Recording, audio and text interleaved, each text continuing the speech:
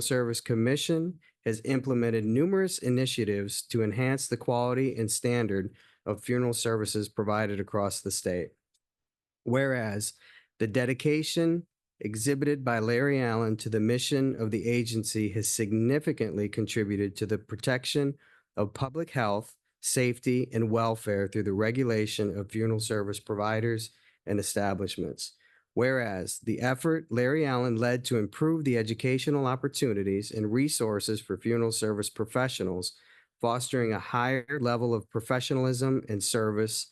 And whereas Larry Allen has been a respected and valued leader, earning the admiration and respect of his fellow commissioners, peers, licensees, and the community in which he served. Now, therefore, be it resolved that the Texas Funeral Service Commission hereby honors and recognizes Larry Allen for his exemplary service and invaluable contributions to the commission and the funeral service profession. And be it further resolved that a copy of this resolution be presented to Larry Allen as an expression of our gratitude and esteem.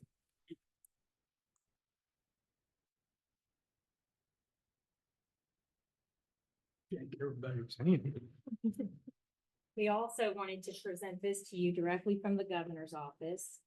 Certificate that thanks you for your time as chairman and also your service to the Texas Funeral Service Commission. Signed there by Governor Greg Abbott.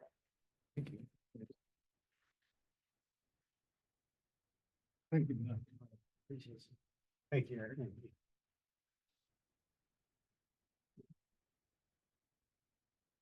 Anything you'd like to say? Well, Chairman Allen, we really appreciate your service to the state. I know I came onto the commission at a challenging time, and I appreciate the friendship that we've developed over the years, and I'm truly grateful to have served with you as when you were chair, and we hope to continue your service. Yes. Chairman Allen, I just wanted to say how much I appreciated just working with you and side by side and under your leadership over the last several years, and really not just here that you've served to protect Texans, but you've done this all your life. You're just somebody who wants to better your community and better the Texans, and that's just who you are. So it's been an honor and a pleasure working with you. Really, this is a lifetime achievement of the things that you've been doing. This is just kind of capping it off, but just really honor you and appreciate you for everything that you've done throughout your lifetime, not just here on the commission, to serve and to honor your community. So we appreciate you for that. Commissioner Allen, so when I came on to the Funeral Service Commission, there was times I felt completely lost. But every once in a while, God will put someone in your path that teaches you, and you taught me so much, and you're patient. I think we had many phone calls that were about 2 hours long where you would just, okay, and teach me what I needed to learn. I'm grateful for that. The knowledge I have today, much of it comes from what you taught me being here on this commission. I'm grateful for that. We are very grateful, the whole state of Texas is. And I know you don't like the limelight like this, but thank you. And I'm just going to clap one more time. Thank you. And thank you, Mrs. Allen, as well. Yes. Kathy, helped steer the ship during those days that were late. There we go. I was saying Kathy Sparks helped us tremendously through those trying days, and I just wanted to mention her. And Christina, came on to do our HR work, and some of our other longtime employees, Maria's back, and Kyle, of course, he's back there, kept the inspections going. So we thank our employees we have now, and our attorneys have changed, and that's happens. And but I'm thankful for that and for my wife back there, you know, getting me together to get back and forth. Thank you. Thank you again.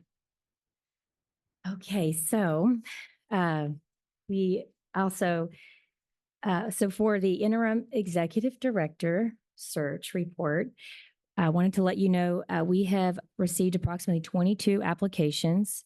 Ms. Brister is in the process of going through those applications and making sure that they meet all the qualifications that we had put forth in our job posting. The job is will be posted through July 10th or up to July 10th at the close of business that day. So we can still receive more applications, and our work group will be getting together between now and our next meeting to start setting up interviews and going through that process.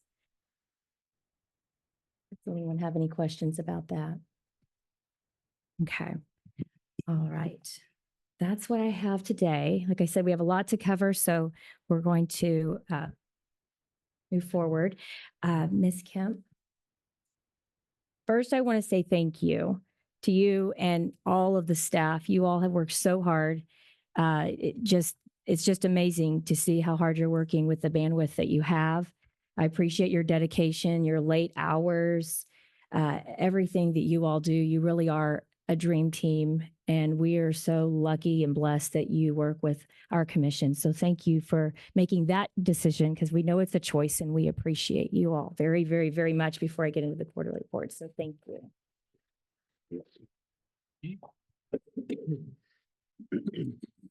Okay. Ms. Kemp, yes. ma'am. Okay. All right. Sorry, can y'all hear okay? The first item I wanted to go over is, so I believe every 4 years, we are required to submit a strategic fiscal plan to, LBB, Legislative Budget Board, and the Governor's Office. Because of the sunset bill last legislative session, with the anatomical board being abolished and transferring it over to us, there were some substantive changes that we needed to make to our budget structure within the strategic fiscal plan. And so those were reflected so that as we prepare our legislative appropriations request, we can kind of keep track of that data, as well as receive funding under the anatomical provision. I know the Legislative Budget Board wants to keep a separate anatomical strategy for at least one more budget cycle, so they can kind of get an idea of how many, technically they're not licensees, there would be authorizations or registrations that we get anatomical, and kind of seeing how the commission's time is allocated between both. I will say right now, we are having a lot of anatomical time go into this, and especially as we are still on a learning curve, I think it'll probably be a little heavy on that, but should hopefully kind of curve out as we continue. So those are the big ones, was just kind of incorporating that into where we have, you've got the whole body donation is what we're calling it, because that is what was put in the General Appropriations Act last session. So we're mirroring that language, and we're adding strategies for inspections and investigations. Licensing, although I'm going to check with them on that because statute doesn't say licensing. So I just want to make sure we're good there. And then, and I thought there was one more. Nope. Just those two. Then the other thing that we added is we noticed, and I believe our former executive director, Mr. White, caught this, our licensing, because the budget structure hadn't been updated since I think before 2019. And so we had to make some significant changes based on that. So he added full funeral director and full embalmer licenses to part of the statistics that are kept for our licensing strategy. And then we also noticed that the inspections were inconsistent with what was permitted under statute. So we changed that from, I think he might have mentioned this at the March meeting, where we changed it from being like 100% every year, fiscal year, to at least once every 3 fiscal years, which is what statute allows. And then we added inspecting crematories because crematories were not previously under the budget structure. And then we added a provision for that's unless a entity is considered risk-based, then again, per statute, they'll be annually inspected until there's no more violations. So that's the big one on inspections. And then finally, we had a conversation with our Chief Financial Officer, Mr. Jacques, and I met with the Legislative Budget Board and Governor's Office regarding the enforcement target. Because after we pulled some statistics with our lead investigator, we realized that the target set by the budget was not realistic with the number of complaints we're receiving, as well as the complexity of a lot of these. There have been several where we have to work with local law enforcement, or when we get one complaint, it turns out maybe being multiple because it might involve one or more parties or 3 or 4 issues. And so it just wasn't a reasonable standard to have it where it was 90 days and where our only pending, I think it had the target where our pending caseload would be 26. And I think whenever our new investigator came on, she was inheriting like 200 cases or something. She has more of the numbers. But anyways, so through that, we revised the budget structure to be a little bit more reasonable and give like a reasonable time given the nature. And I have looked at other agencies. It's consistent with what they kind of do with their enforcement division. So that's kind of the sum of all the changes that we made. So. I have a question. Thank you so much I know preparing these is not easy work. I am concerned looking at the statistics that we don't, taking on the anatomical side, we haven't we did get some more funds for an additional FTE, but when we look at the inspections, over half of our inspections are now anatomical inspections instead of as in last biennium, it was with the same amount of staff, we're doing twice as many inspections. And I'm really kind of concerned about the long-term impact on our staff. And I know those inspections are probably, and we can ask them later, but probably a little more involved than the traditional inspections he's been doing of the licensed funeral facilities. And so that's the concern I have going into the next biennium, that we don't want to lose our inspection staff because of the sunset bill. Right. And I've kind of mentioned that already to the Legislative Budget Board and the Governor's Office. And after vacation, I'm going to be getting with our Chief Financial Officer to really do a deep dive into our budget, because even when Mr. White was still here, we were discussing how I don't think the legislature realized how broad and expansive the anatomical world is, especially since they broadened what had been like who was subject to the anatomical board's jurisdiction was very limited. And when the legislature added certain definitions to the sunset bill and broadened the individuals and entities that would fall under our jurisdiction.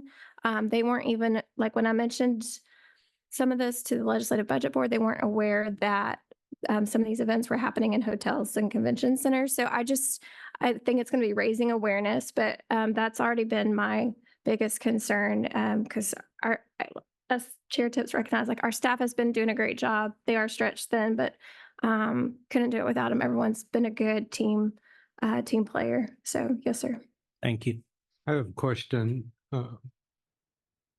Now, as far as a timeline that we're looking at is, do we know kind of sort of if Sunset and then LBB, if they have a broad picture of things we need? Okay. And then timeline on funding. Are we looking at like September of next year to receive? So Here we go. no, it's okay. It's okay. So, time-wise, by statute, we're required to give a report to the legislature with what changes we think need to be made per statute, but that's not until December. I've talked with the chair. I would like us to start getting that together now because just knowing how the legislature works, you really want to try to get that to them in the fall before session hits, because once session hits, it's going to be 90 to nothing. And a lot of the legislative appropriations requests, the hearings start in October. And it's usually just kind of with LBB presenting some of the strategies and working through that. And so there is going to be quite a bit of legwork that will need to be done this fall. And my brain has already forgot part of your question. My No, apologies. you've answered this. I'm real concerned if we get down the road in funding, that it Yes. actually comes over to our agency so Yes. we could be successful. And I think that's the concern. I didn't ask our CFO to pull numbers. I do know we didn't receive the full amount that was projected by the legislature that we would receive. I think we're Jacques, do you happen to know off the top of your head what we've received to date? You can come Sure. up. Yeah, you can come up here.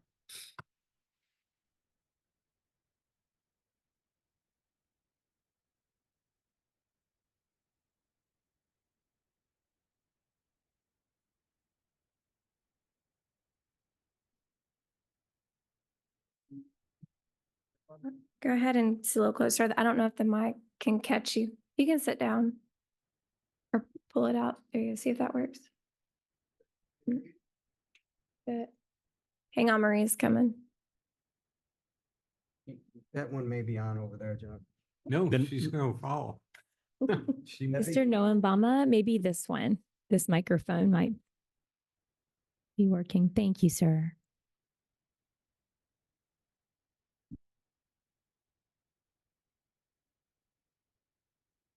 Is there a button at the bottom?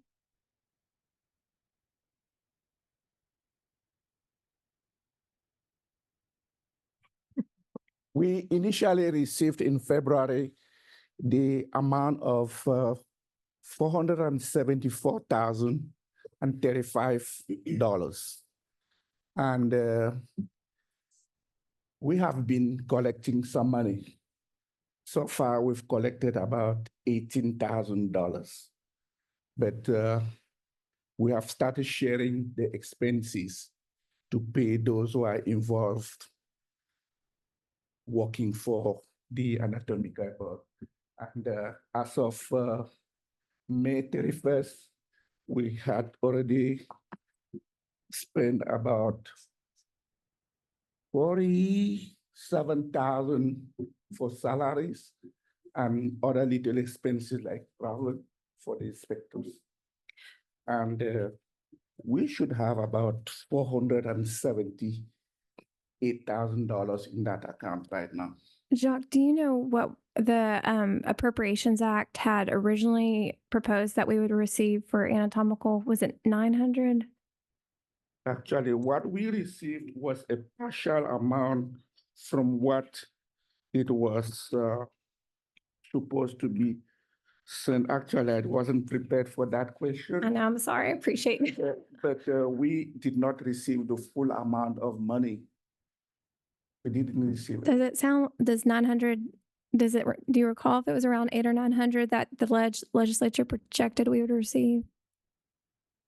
I recall that. You think that? Okay. Yes. it was So- nine. Double. Part Correct. of what happened was in April, and I think this is when the anatomical board realized that the legislature was not going to keep them, that they were going to abolish it. They did put a fee moratorium on all the collection, like all transfer fees, all fees for, because they would charge certain fees for tax to be assigned to decedent donors to help keep track at like the chain of custody of when the university or the entity would receive the cadaver, and then if they would transfer it to another school for use. There was a fee associated with the transfers and the tags.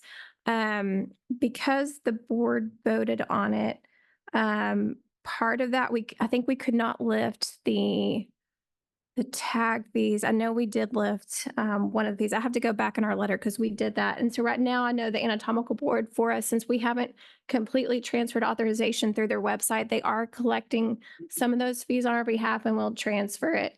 They're waiting on me of when to go ahead and transfer the rest of them out, but it's not going to be the other 400,000 that the legislature estimated. So that is another issue that we are facing, is that we didn't get what they thought we would get. They meaning the legislature. So is the legislature aware of that? That we, LBB and the comptroller's office are aware. Yes, sir. I don't know if the legislature probably won't be aware until we do our LAR. So that's something we still don't have the LAR, the legislative appropriations request. We still don't have the instructions for that. But once we do get it, that will be something that we put in there to help accommodate for that significant difference. Will our base level of funding be projected on the basis of what was supposed to come to us rather than what we actually received? I'll have to check with LBB. I know they are very aware though, because let's just say I know they're aware. So, Okay, I would follow up on that. yes, sir. So there are still some in the, not sunset, but anatomical board's account that hasn't been transferred to us, correct? It is, but it's because we're working with our IT department on getting the website fully transferred over to us. We actually just met with IT yesterday to kind of get an update on everything. But because of that, they are collecting some of the transfer fees, but the transfer fees, like if it's, well, before we put on the moratorium on the transfer fees for out of state, it was like $80 transfer fee. I believe in state was $16 per request. So it's a very, I don't think it's going to be a very significant amount, but I haven't asked them for right now what the total is that would still need to be transferred. So I will get that number. And I can definitely pass that on after this meeting. So in my memory, I was thinking about 400,000. Now, does that come over to us completely? The total amount, I believe, was a little that You we were said- proposed to get was around 900. And so what Jacques 900,000. mentioned, what Jacques mentioned is we've, I think he said, 474,000. yes, sir. So that's what we've received so far. I don't know the set amount that we may get. We're just taking measures that it won't be the full amount that the legislature had expected us to get. That leads to another question. When will all funding from them, or they might have left, move over to us? It will be between now and September 1st. Okay, I'm it. Well, and that really kind of covered, I guess we kind of talked about the Everything. website too. Of course, so- the website's covered in that. No, you're good. Those good questions. Okay, we'll move on to agenda item number 8 for our quarterly reports. Mr. Noam Bama, will you please step forward?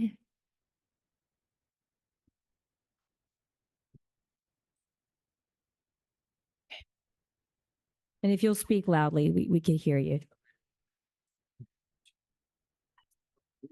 Right, good morning. I have two reports. The first one is quarterly expenses.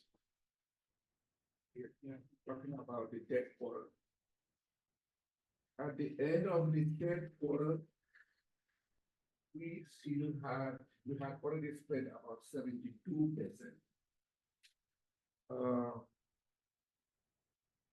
The first strategy, at the end of the third quarter, we have spent 59%. Second strategy, inspection, we have spent 92%. The third strategy, investigation, we spent 84%. And the overall amount of money that we spend is 70%. And you have one quarter.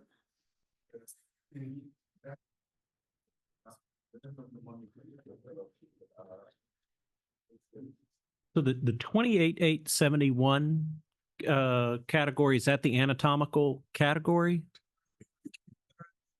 That's the last column. I have the line, you can see, the appropriation number 28,871. Yes. Okay. That that The amount of money that we spent. May get, was 47,400. And we had 474. 474 and the $35. And we kept collecting, we are still collecting money and it goes into that account.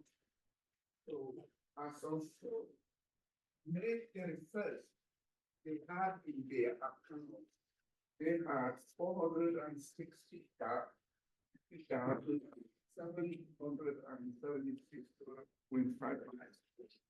Okay, speaking to what I asked about earlier, I think it's important that we show that the inspections that are attributable to the anatomical budget line item be reflected in that budget line item, to not show that we have this extra money now and we're not using it from anatomical. He's doing that. Their money is separate. It did not come in the form of appropriation. We receive their money in the form of a check. It's separately. So when I'm talking of 72% money that we spend, it does not include their money. So I think what Commissioner Opiola is asking is when we have expenses for investigations or for inspections, that money, that inspection cost the agency for an anatomical facility came out of that amount of that fund. Go to the afternoon and see what's the share for the anatomy. So their travel budgets are usually divided. That is for the normal inspection and anatomy. So they share the cost. When we spend for the we share the.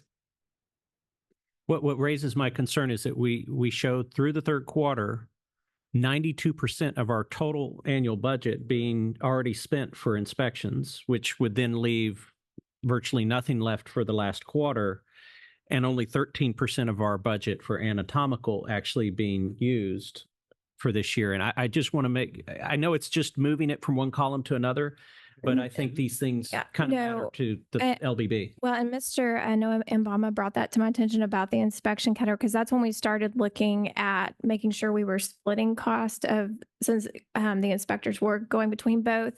And when I get back from vacation, he sent me all the information. I need to do a deep dive into our budget, because what I would like to do is, even though I know you can move from strategy to strategy, if we need to be asking the legislature for more money in a particular category, I want to make sure we know like what that is, even if we pulled from somewhere else. So we're going to probably talk with the comptroller's office in a couple of weeks, just to kind of figure out what, because we do have enough to get us through the end of the fiscal year, but like, how do we need to make sure we keep track so that as we go into our legislative appropriations requests, we can give some accurate numbers. So Yeah, thank you.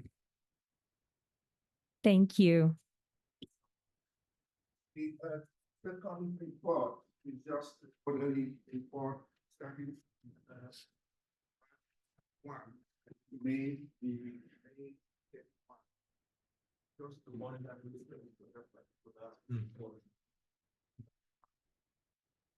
Thank you so much. Thank you for your questions. Okay, Mrs. Haynes, for licensing report. Good morning, Mrs. Haynes.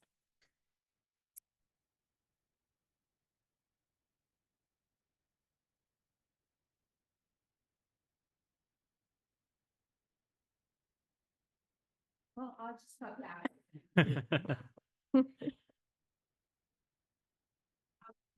the licensing report to you. We have any questions?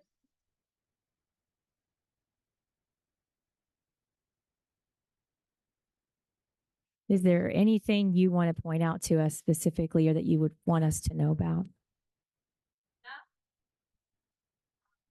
That revenues are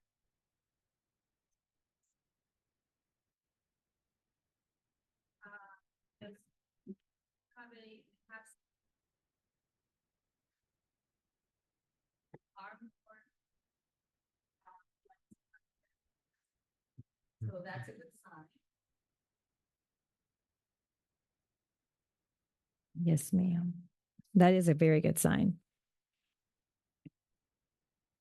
And on the renewals, so there was a new statute for renewals that we never had before, or the authority to do, and that's when somebody applies now for a renewal, we do a background check. So I know that there were some that were delayed.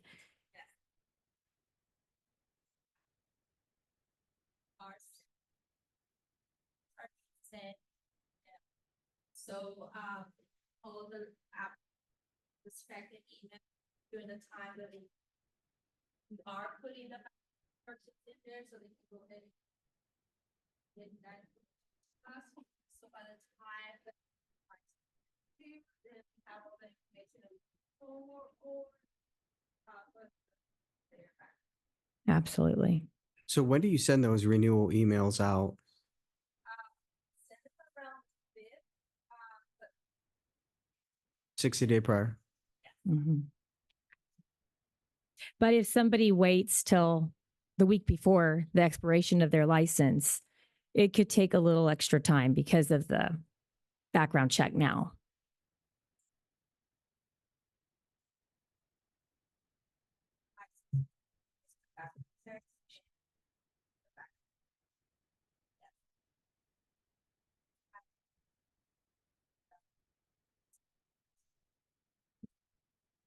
And are you seeing a lot of that happen? Yeah. Okay.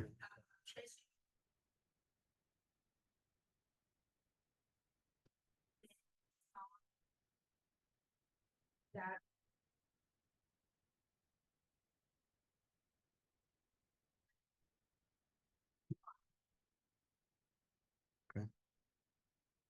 Okay. Any other questions? Mrs. Haynes? No, ma'am, thank you for everything. Thank you for setting up the meeting too.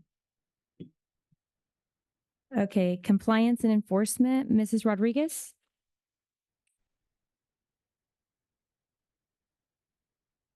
Oh, okay, sure.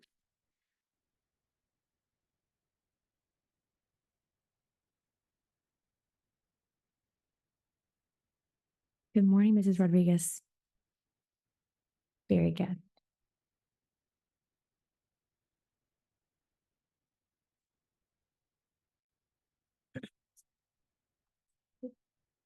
If you speak up a little, I apologize for the microphone.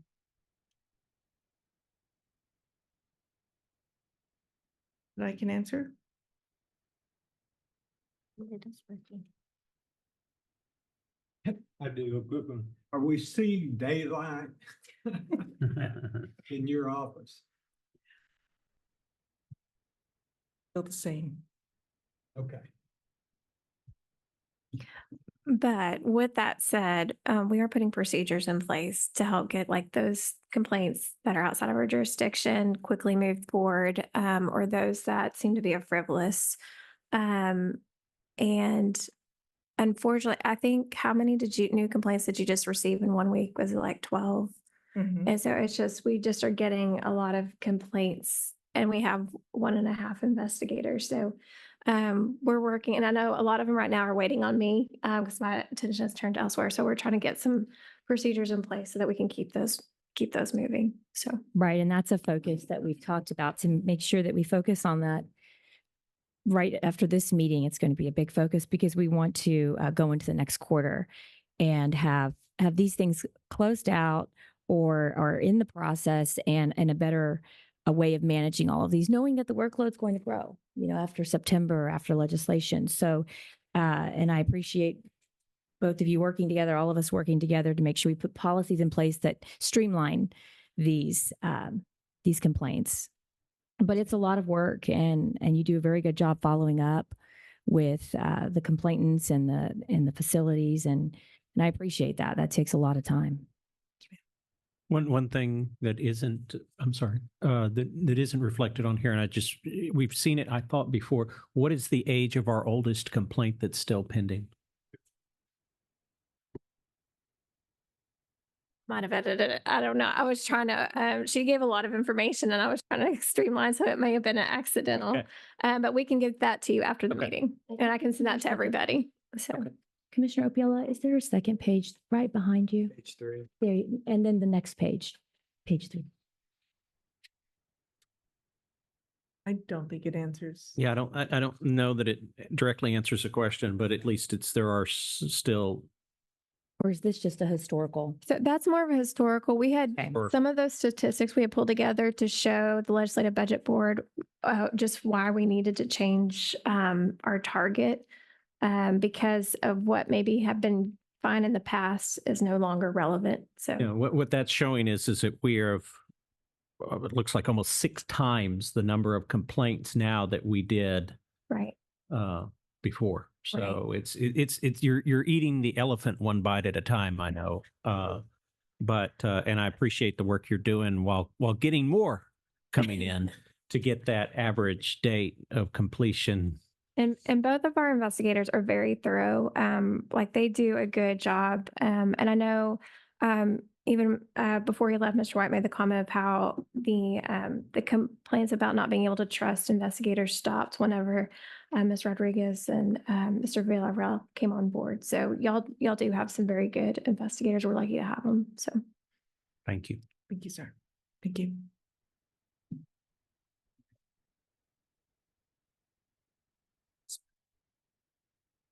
Thank you. And inspections report by Mr. Bass.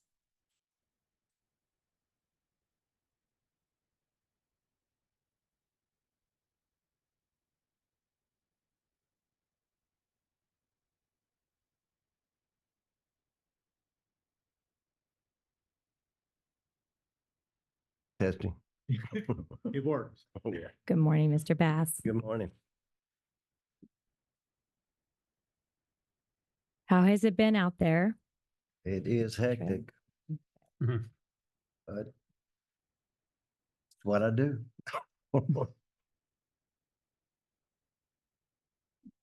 So I have just one question. So on the first page of your report, you show 25. Anatomicals. Yeah, I think that might be a typo because you show 25 in the last quarter and then 25 year to date. But I know on the second page, we show a lot more. Like 13 more. Okay. This was made 13 before. Okay. Yeah, I So think that that's- was just a error on the anatomical. Yes. Okay.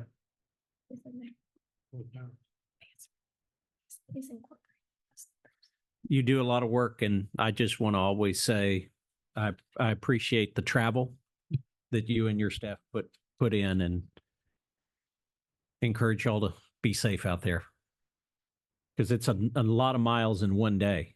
I mean, what's the furthest that you've traveled in one day? I think it's about 1,500. I'd have to get with Enterprise on that, but it's I've had well over 1,000 miles in a week. Mhm. Tuesday, Wednesday, and Thursday. and A lot of our work for this state. inspectors have been very good with anatomical. There's been some where they have to change their plans kind of on the fly, and but thankfully they're able to usually get some funeral establishments in there as well. But I've really appreciated their flexibility to help get the job done. So thanks. I know, Kyle, you've talked about in the past about help in Houston. Yeah, And so Jewel. so I assume that's a positive for you. And now he's actually helping me traveling to, like we're down to we're trying to clear up the older, 3 years is Right. what we have. And he's helping me we're fixing to start double teaming Waco and Northeast and to clear it up. But yes, Jewel is helping me a lot. Great. Any other questions for Mr. Bass? Thank you, Mr. Bass. Be Yeah. safe out there. Thank you. Okay. We'll move to agenda item number 9. This rule is proposed for adoption. It is the same one that we considered and voted on during the March meeting to publish in the Texas Register. And there were no public comments submitted.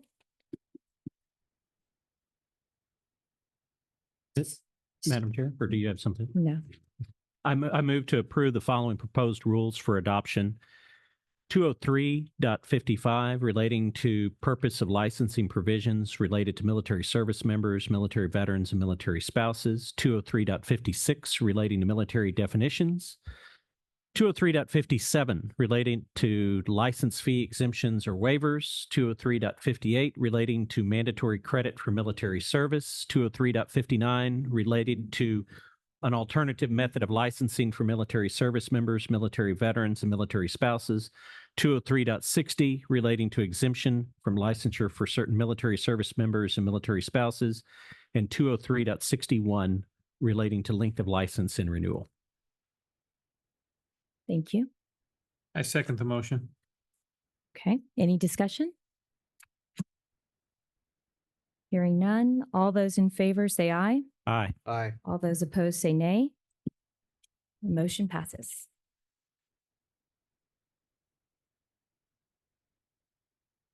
Okay, we are moving on and you'll see under the rules H, I, and J. This is 210.01, 210.02, 210.03.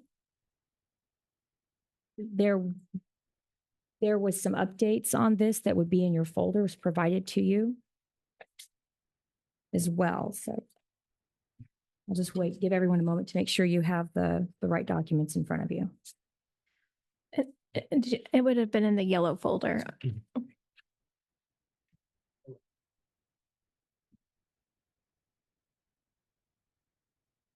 Just clarification, these are exactly the same as what was sent to us.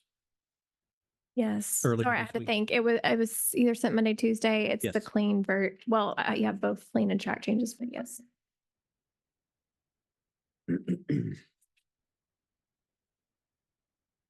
Right. Some of this, a lot of this is from what's required by statute. And some of it is what was also developed through the anatomical committee meetings as well.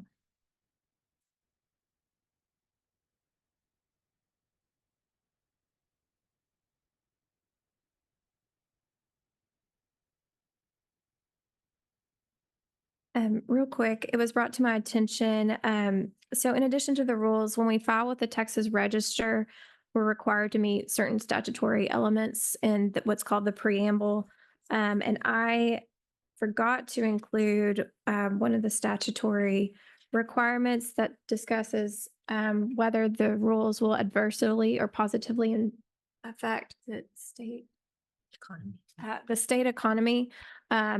It's going to be neutral, doesn't do one or the other, because this is more of just a transparency issue. So I will, with the commission's, do they need to vote on it?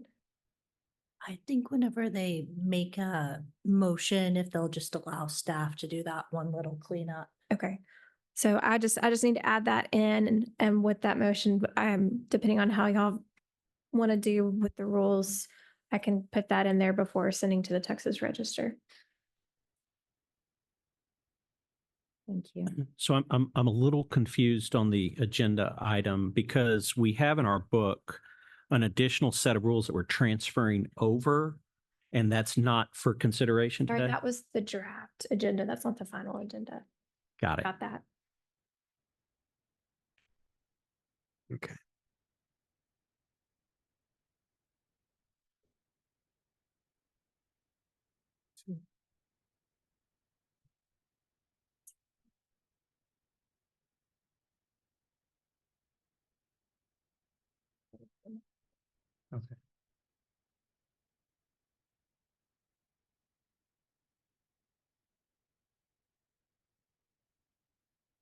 So just for clarification, the 7-page document is the preamble.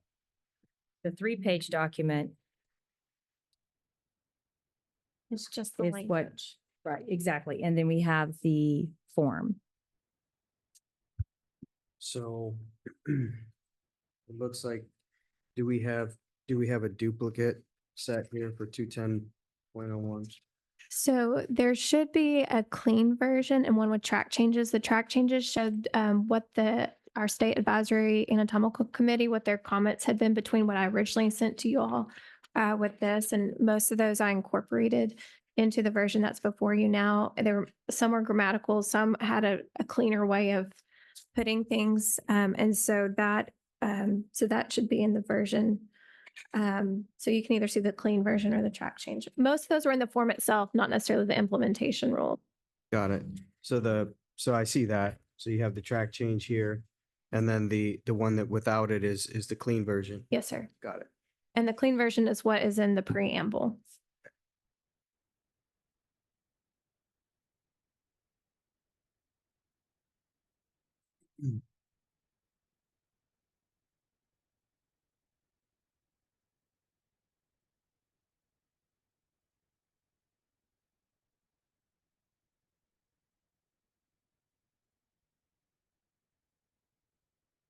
So Madam Chair, I don't want to get ahead of it, but I thought since we are going to make that motion to allow for staff corrections, I'll make a stab at making that motion.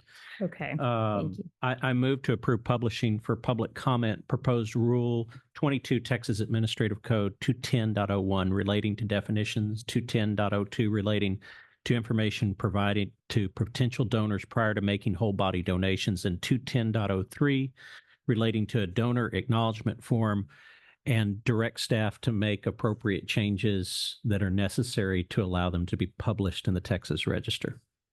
That way, if there's something else, we encompass that in the motion. I appreciate that. I second that. Any discussion? All those in favor say aye. Aye.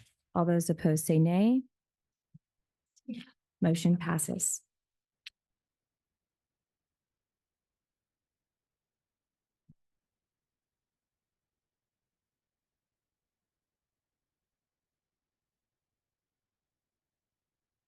Okay. Moving on to agenda item number 10, non-transplant anatomical donation organization representative. Recommendation from the work group to serve on the anatomical advisory committee. Commissioner Skapansky, Yes, ma'am. in your folders, you should have 2 applications. Those were the 2 applications we received. So the good news is we had 2 applicants. And the work group made a decision to, I'll just go ahead and I make a motion to approve the appointment Well, of, we gave a recommendation. we gave to the the board. recommendation to the Mhm. board. The work group gave the recommendation to the board. So we're giving- And what that was Julie Long. That's who it was. And both candidates were interviewed. Correct. We interviewed both candidates, and again, great folks. It was really good that we appreciated them putting their hat in the ring, and 2 very qualified individuals. But again, that was our recommendation to the board, was Julie Long.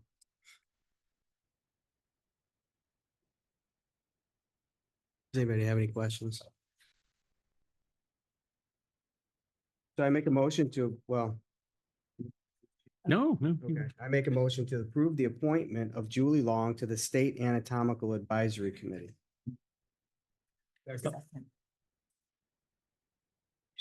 Any discussion?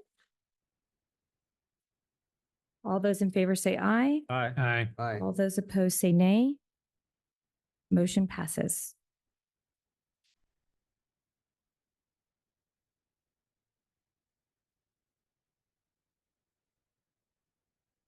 Okay, moving on to agenda item number 12. Oh, okay, I'm sorry. Thank you. 11, thank you for that. 11, applications for out-of-state facilities for donor whole body and body parts for the advancement of medical and forensic science. We'll let everyone get to where they need to be. The very first page of this group has everything laid out. And then behind that are the applications for consideration.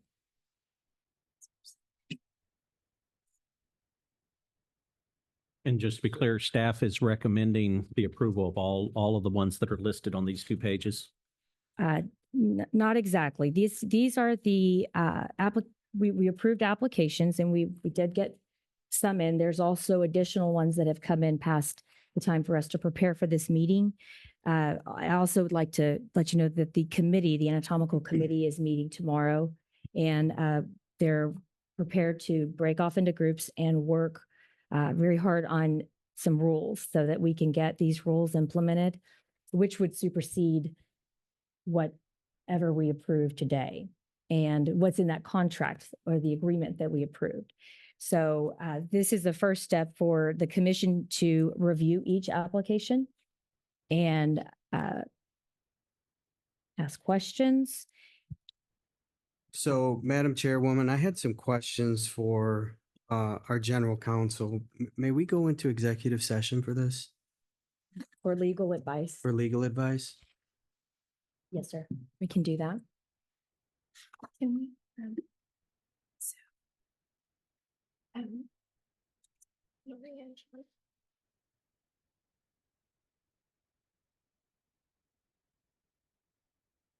Just a moment.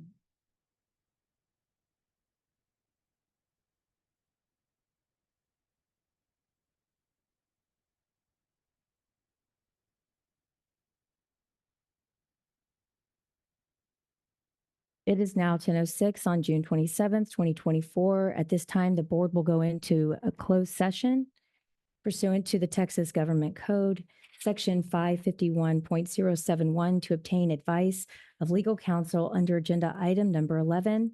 At this time, the board requests that all non-members leave the room with the exception of our legal counsel.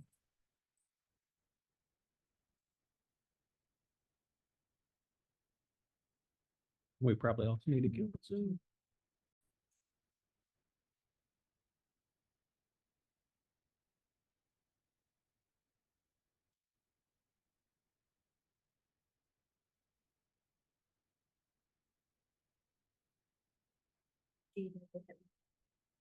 She's ready.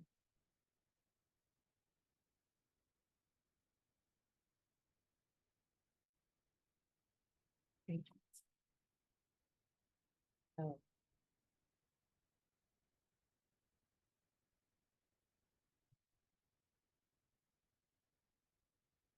It is now 11:06 a.m. on June 27th, 2024, and the commission is now in open session. No action was taken in closed session.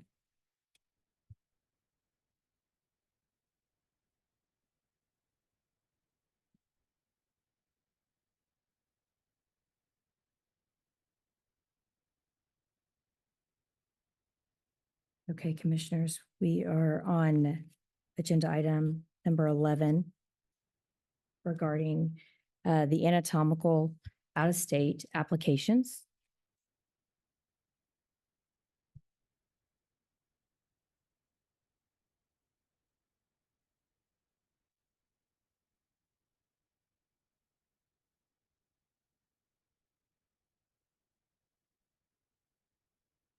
If any questions? Madam Chair, I'd like to have our advisory committee give us an overview of how this process was handled under the anatomical board and give us some insight before we consider individual applications. I think it's important that we get some advice from them about how this has been handled in the past and any advice that they have going forward. I understand. And just so you know, the committee is meeting tomorrow. And I know that Dr. Ali is actually here. So I know that he'll have a meeting tomorrow and they're going to be working on some rules for us. And that's a great suggestion. And we can maybe put them on the agenda every time so that they can advise us along the way of this process. I think that's great.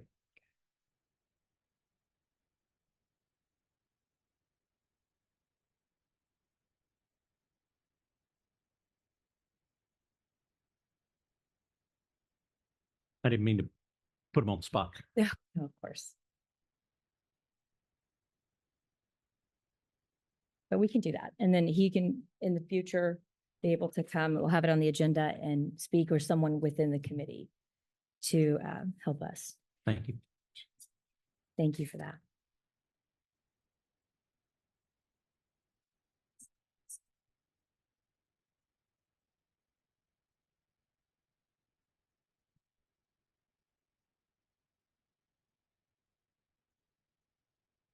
Any more discussion?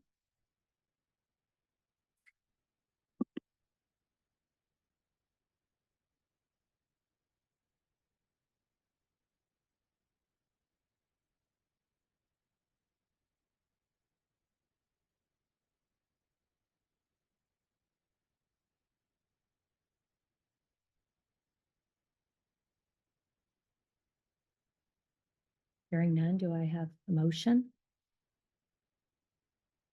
Yeah.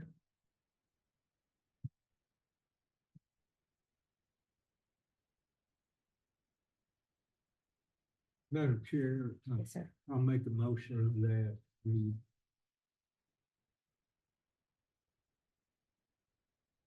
table this item number 11, if that would be in order. And the reasoning behind that is where we could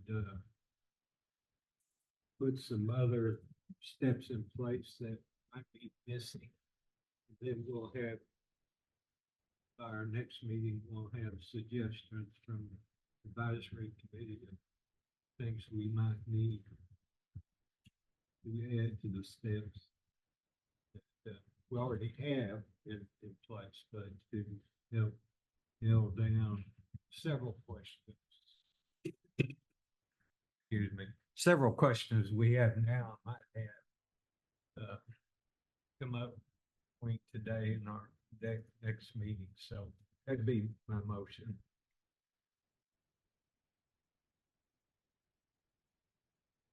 I'll second it. Okay. And discussion wise, I want to ask Ms. Kemp, we have the statutory direction that we have in-state requests make a priority. And one of the questions was raised in public comment was some alleged insufficiency in getting the word out. Can you brief us on the steps that you've taken to make sure that in-state applicants are given priority as pertains to our statutory obligation? Excuse me. Yes, sir. So for this, what we started with after the commission meeting in May is we sent out to the four-wheel body programs that we know who are sending bodies out of state. We went ahead and let them know about the commission, what happened at the commission meeting. I sent them a copy of the, because I had to make some changes to the forms that were before y'all consistent with what was discussed at the meeting. Once those changes were made and approved by legal counsel as not being substantive, those were distributed to the four-wheel body programs. And then sorry, I'm trying to think. Those out-of-state entities that had already been in direct contact with the agency, I went ahead and gave them that information. Then we had the out-of-state application posted on our website. And then the written agreements the proposed written agreements were also sent out. And then once, because we had instructed the four-wheel body programs to let all, I'm sorry, I'm getting to your question. This is kind of like the whole process. So once the the four-wheel body programs, because before we received the anatomical donation obligations, from my understanding, how it been run under the anatomical board is that the transfers were handled once approved by the secretary, treasurer, or chair of the board. The wheel body program would interact directly with the out-of-state facility and send it to them. And so to help comply with the statutory changes, which after my reading of it again, from my understanding, it's only the commission that can approve bodies to go out of state, with the exception of non-transplant anatomical donation organizations. They are statutory exempted from our redistribution authority. So really that just leaves us in the wheel body programs. And so to put in place that procedure to be statutory compliant, I notified the four wheel body programs if they received any out-of-state requests to direct them to the commission. As soon as we received that contact, our licensing team would either direct them to our website where they could find the form or send them the form directly. And then once we, and then we'd also send a subsequent email with just so they were aware of the written agreement that if they were approved, this would be entered into, so that they could also look at all the terms required.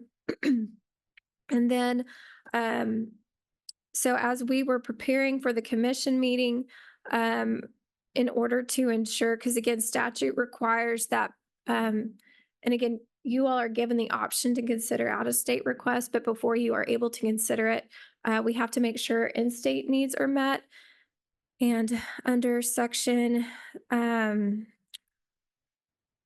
the Texas Health and Safety Code, section 691.030 says that, subsection A says that the commissioner, commission's representative shall distribute bodies donated to it and may redistribute bodies donated to medical or dental schools or other donees authorized by the commission to wheel body programs of schools and colleges of chiropractic, osteopathy, medicine, or dentistry incorporated in the state, forensic science programs, search and rescue organizations, or recovery teams that are recognized by the commission are exempt from federal taxation under section 651, section 501c3, IRS code, or Internal Revenue Code 1986, and use human remains detection canines with the authorization of a local or county law enforcement agency, physicians, anatomical facilities, and other persons as provided in this section. And does say in making the distribution, the commission is required to give priority to schools and colleges that need bodies for lectures and demonstrations. And then it also says after determining that need, if the commission has remaining bodies, the commission or the commission's representative shall distribute or redistribute those bodies to the schools and colleges proportionately and equitably according to the number of students in each school or college receiving instruction or demonstration in normal or morbid anatomy and operative surgery. In that, it's the dean of each school or college has to certify the number to the commission when required by the commission. And then finally, the commission may transport a body or anatomical specimen to an authorized recipient in another state if the commission determines that the supply of bodies or anatomical specimens in this state exceeds the need for bodies or anatomical specimens in this state, and if the deceased donated the deceased bodies in compliance with section 691.028, which is that's the statutory provisions that must be met if a individual is going to donate their body before they die in a will or other written instrument. And at the time of the donation, that individual authorized the commission to transport the body outside this state, or the body was donated in compliance with Chapter 692A. That's the Uniform Anatomical Gift Act, where that allows for a next of kin or hospital administrator. They have a list similar to what we do for if you die into state, of authorizing agents that can donate a person's body to be used for medical or forensic science. So as long as they complied with that, and at the time the person authorized to make the donation did so, the donation authorized the commission to transport the body outside the state. So, sorry, I had to read all that because it's complicated. well, and there's some, so under the anatomical board, what we discovered with this statute is they were only really checking to make sure the needs of the wheel body programs, the forensic science and search and rescue, and then any college that needed it. Okay, let me backtrack a little bit more. So the anatomical board rule automatically created an approved category of entities that could apply for authorization to receive and handle decedent donors. And then they automatically had a disproved category. So disproved category would exclude like undergrad programs or certain other things. It's in rule. I can send it to y'all after the fact. The approved categories automatically included like your medical schools, your dental schools, nursing schools, all of that. So again, from my understanding, at the yearly anatomical board meeting, what they would do is check to make sure that every school who is a member of the anatomical board or who was authorized to receive bodies by the anatomical board would say how much they needed for their class or their school for the upcoming academic year. And then the board would coordinate with the other wheel body programs to make sure those needs would be met. And so they keep an Excel spreadsheet each year of what the needs were and who was providing that. I know that was done at their meeting in April. I don't have those updated numbers. I can definitely get that. So. But in terms of the list that you Right. reached out to in order to determine that need, because they had they had the responsibility under the statute prior to Senate Bill 2040 to determine that need. Right. They had a list of people that they had reached out to in determining that need. Did they provide that list to you, and did you reach out to those Right. people? So when we first received the anatomical board, it was either back in September or October. I received it was either from Dr. Reeves or Dr. Hubbard, the chair or the vice chair of the board, a list of all of the entities who had been pre-authorized by the anatomical board. And that list included the contact person, their email, phone number. And so anytime we've sent out mass communication, I've always used that list. And so after, so I got to tie this in just a little bit. So, because in the past only the schools had been referenced for seeing if the in-state need was met, after rereading the statute, it's saying like, it's not, to me, it doesn't say just schools, it's these 6 categories. And so what I did on, I believe it was either Monday or Friday, I need to double check. It was sent on Friday. I sent an email out to the contact information that we had for all the pre-authorized entities, meaning those entities who were authorized by this anatomical board. I sent an email out to all of them, as well as all of the entities that the commission has since authorized, and the emails that we had on record.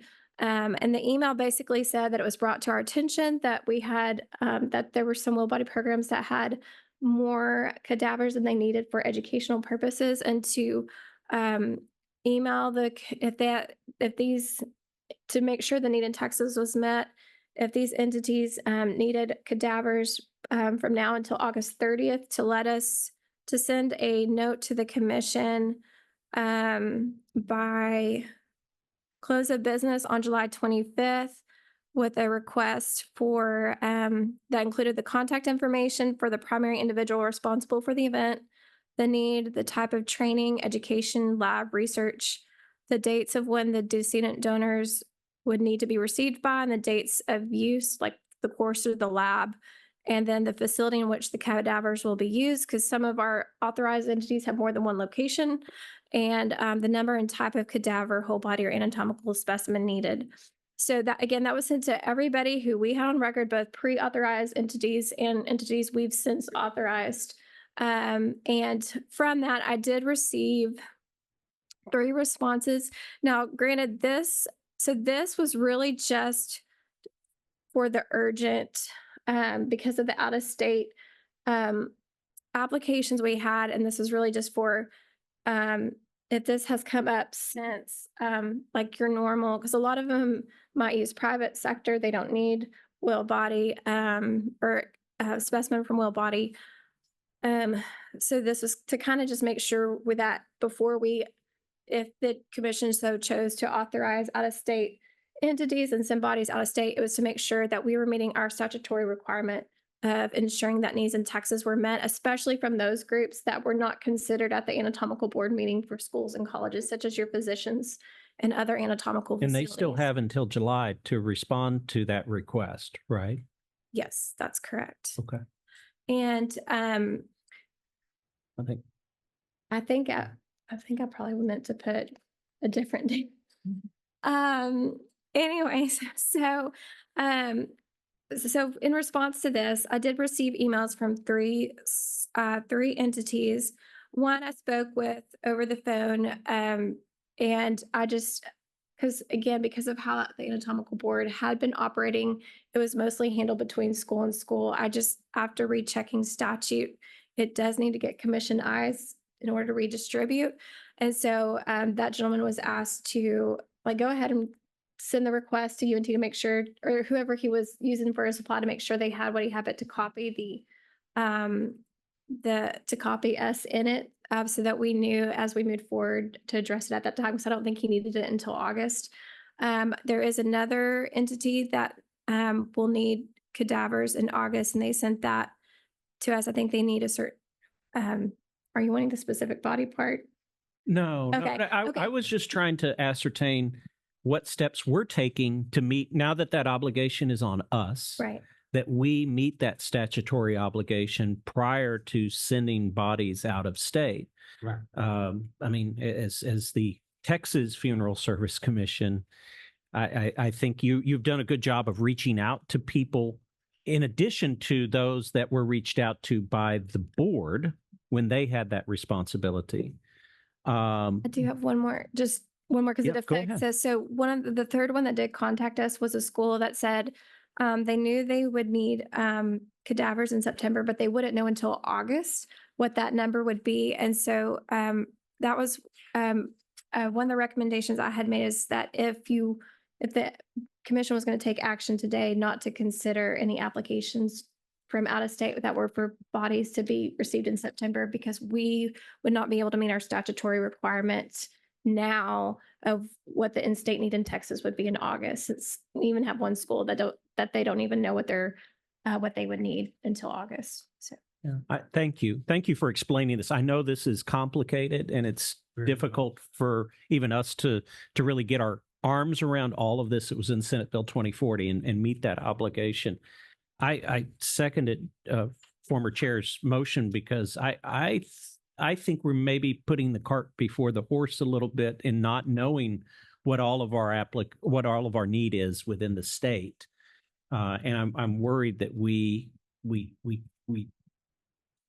start doling out to other states before we fully assess that need, and we're not necessarily meeting our statutory obligation if we do that.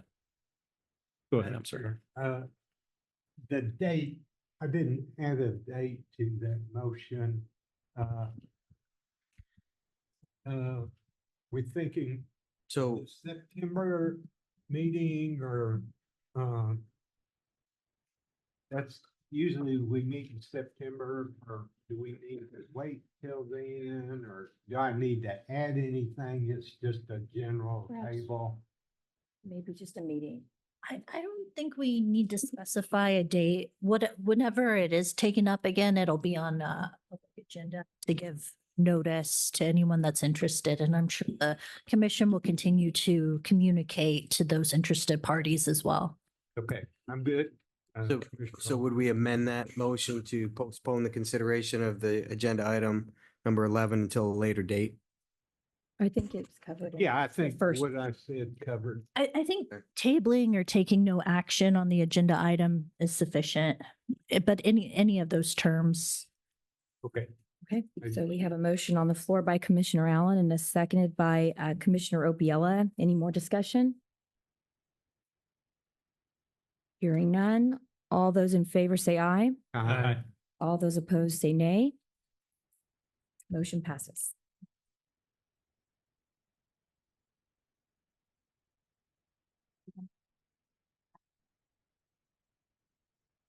Okay. Ladies and gentlemen, commissioners, we're going to take a break, and we will return 12 o'clock. 12 o'clock for a break. Okay. It is now 11:27 on June 27th. And we'll be in recess.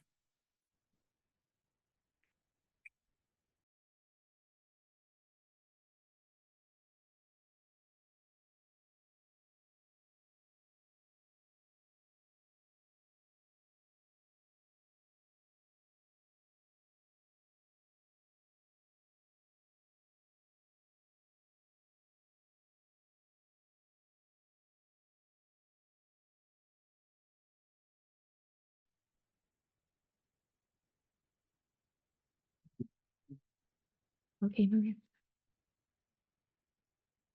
The time is 12:03 on June 27th. We are now back in session and there is a quorum present. So we are opening up on agenda item number 12. And this is for applications for licensure by individuals with criminal conviction pursuant to occupational codes 53.021 and 651.502 and 22 Texas Administrative Code 203.16 and requests for individuals for criminal history evaluations, letters pursuant to the Texas Occupational Code 53.102, 22 Texas Administrative Code 2203.17. The first application to review is Jennifer Wilson. And Jennifer Wilson, you're here. Please come forward.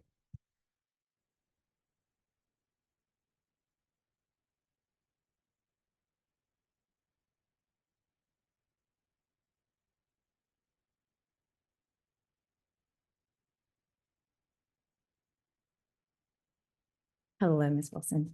So we'll give you 3 minutes for introductory remarks. And if we have any follow-up questions, we'll ask. Sure. So as you saw in my file, I do have 2 felonies. I had made some bad mistakes in my younger years and I did my time. I've successfully completed everything that the state has given me. When I got out, I decided that I needed goals in my life. So my goals were small at first, get a car, get a job. I completed all that. I've got me a place to live. That was a goal. Next goal was I wasn't happy at my job. I wanted a career. I wanted something I could do, and be proud of myself and help other people at the same time. And that's when I came into the funeral business.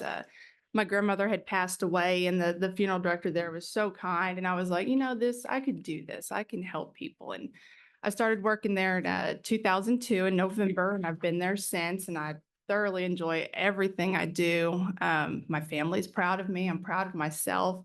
Getting to see the looks on my family's faces that I get to help every day is a joy. And I'm so glad that I've become that productive member of society again. And thank you for being here. Thank you for letting me be here. And I also want to thank Kathy Sparks. She has been a tremendous help this whole journey to get all my stuff together and to get it turned in to become, be in front of the commission. Thank you. Any questions? Yes, I do. Yes, sir. Ms. Well, thanks for coming before us Yes, today. sir. And just one item, the date of the offense was in 12, Yes, sir. but you spent, I guess, several years in confinement. Is that correct? Yes, sir. Yes, I did about 4.5 years. Okay, then out on parole, and Yes, sir. then I guess everything went fine from the date you were paroled, no further arrest or No, sir, nothing. I have not even a speeding ticket. I am. great. Yes, sir. That's great. Okay, that's the only question I had. I had a little confusion. This is your first time to come before the commission, is that correct? So to come before the commission, yes. To apply for a provisional license, no. So back in 21, I have actually done this whole process. I turned in all of my paperwork and everything necessary, and I was approved by the commission. And I had received an email as well from Kathy Sparks and forgive me, I don't remember the other lady's name, that my application was approved. My criminal history background was approved, and they said, go ahead, you know, you can apply for your provisional license. So I took time, I looked into schools, I made sure I had financial, you know, situations there so I could do everything. Went through TCC, got my basics done, and then enrolled in DIFS. Well, when all that happened is when I came back to get my provisional license, and I didn't realize, I guess there's a 2-year time limit from time you're approved. And I missed that by like 3 months because of financial and just trying to get all my stuff together. So that's why I'm here again today. First time in front of the commission to ask for this. I would like to address real quick the earlier, I think it kind of went with some of the procedures where there was a confusion with previous staff of what was supposed to go before the commission versus just what staff could direct. Because it was the same criminal history, it wasn't different. So that may be why there was that discrepancy. Thank you. So to clarify, since she was approved in 2001 or 2021, there has been nothing new to the criminal history since that time. Madam Chair, I move that we approve Jennifer Wilson's application to receive a provisional license. Do I hear a second? Second. Any further discussion? All those in favor say aye. Aye. Aye. All those opposed say nay. Motion passes. Thank you. Congratulations. Thank you.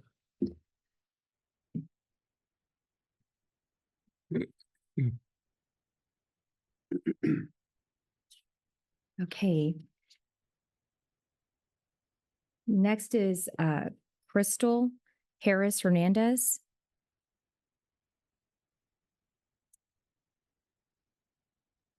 Is Ms. Harris Hernandez here or on Zoom? Okay.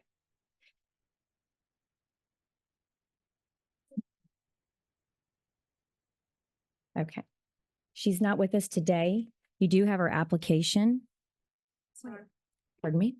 I do have one that it has called in. Not sure if that's her. Can I move it to panelists to verify it? Okay.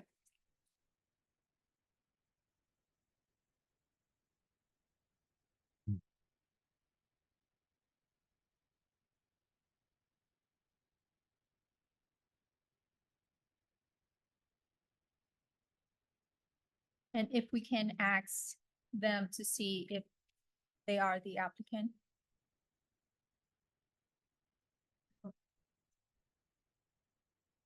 Muted or they're not? Maria, do you know the phone number? Can you text it to me?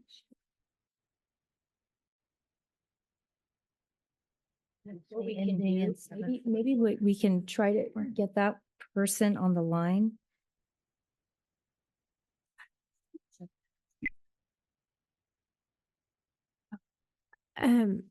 Is the last 4 digits 744?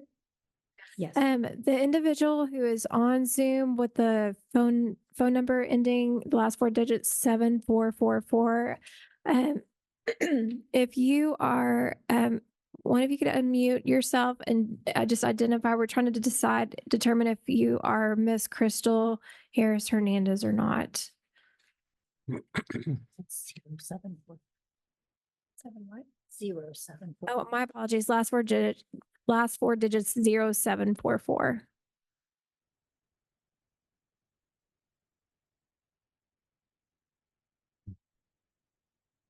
No. Okay. No. All right. Okay. Well, I have a question on this one, and I think Commissioner Sapansky just kind of pointed this out as well. If we, and it's going to be a little difficult to point out because we don't have page numbers on it, but on the letter from the commission to her, there were 2 additional offenses in 2021 and 2022 that are not reflected Correct. on the record. I'm sorry, and I appreciate you bringing that up. That was actually my error. She brought it to my attention and I forgot to let y'all know. So those last 2 offenses on the letter from the commission to her from the last meeting, those are not her offenses. So please. That was a mistake. Yes, sir. Okay. Yes, So sir. she hasn't had an offense since 2012. Correct. Yes, sir. So if I'm correct, we sent her a letter earlier of this year denying her application. What has Correct. changed since earlier of this year? So what happened was, she was on Zoom for the last meeting to testify. But she hadn't, we were having technical issues that day where we weren't able to see who all was attending. And so we weren't aware she was ready to speak whenever it was asked if she was present. So she had requested to reapply so that she could be present to speak. No new information was submitted to me for this hearing. So what you have is what was before you back in March. And she's not present today either. No, sir.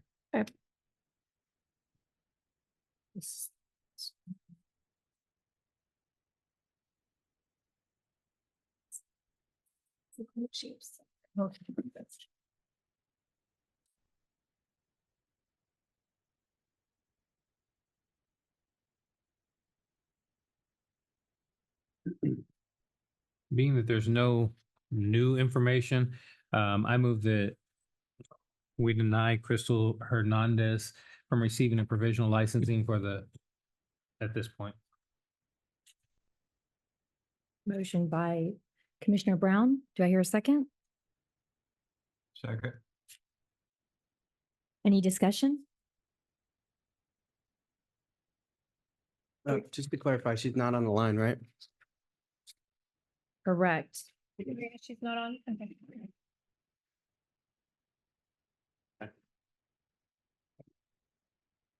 Any further discussion? Hearing none, all those in favor say aye. Aye. All those opposed say nay. Aye. Motion passes. You're good. How was I? Our next applicant is Jessica Perez.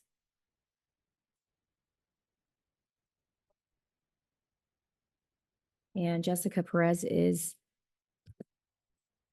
with us by Zoom today. And Ms. Perez, if you could make sure that your camera is also on.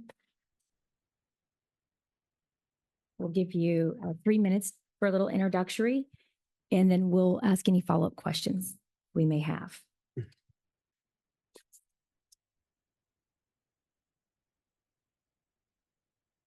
If we can ask Ms. Perez to accept, there we go.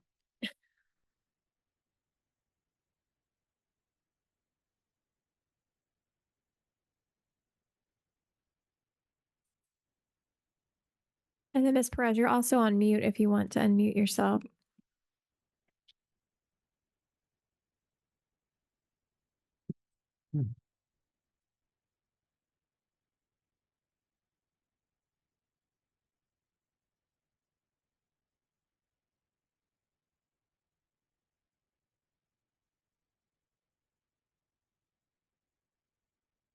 Can I just ask while we're waiting? It said that it says she has additional information since the last meeting. Yes, there's a supplemental, and it is in the packet. Okay. Yes, Occasional. but I think there's also some stuff that was in the binder. So in March, there was no information about her rehabilitative efforts. And so she's since provided some of that information to address that concern.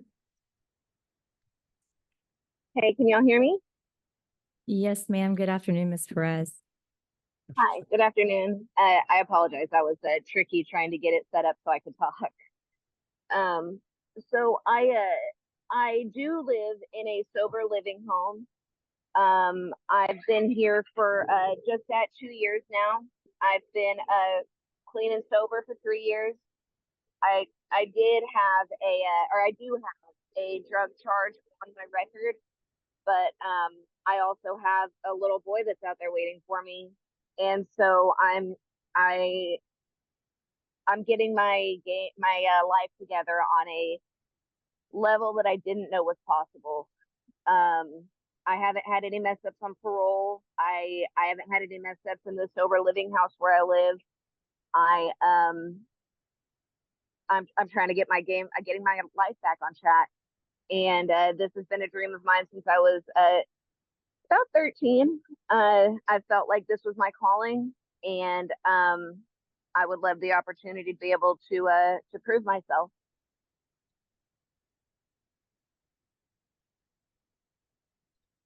And you're not currently enrolled in a mortuary program or school at this time.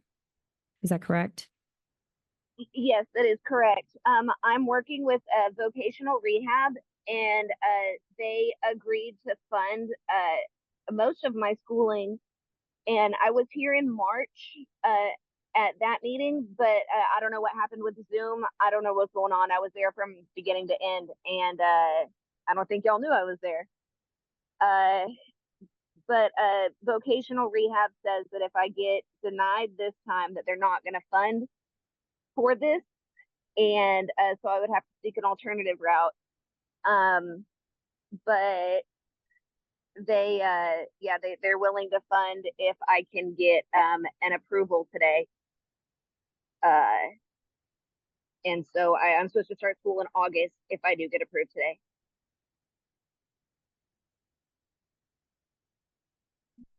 Ms. Perez, I have one question for you, if you can hear me. Yes, sir. Is the facility that you live in,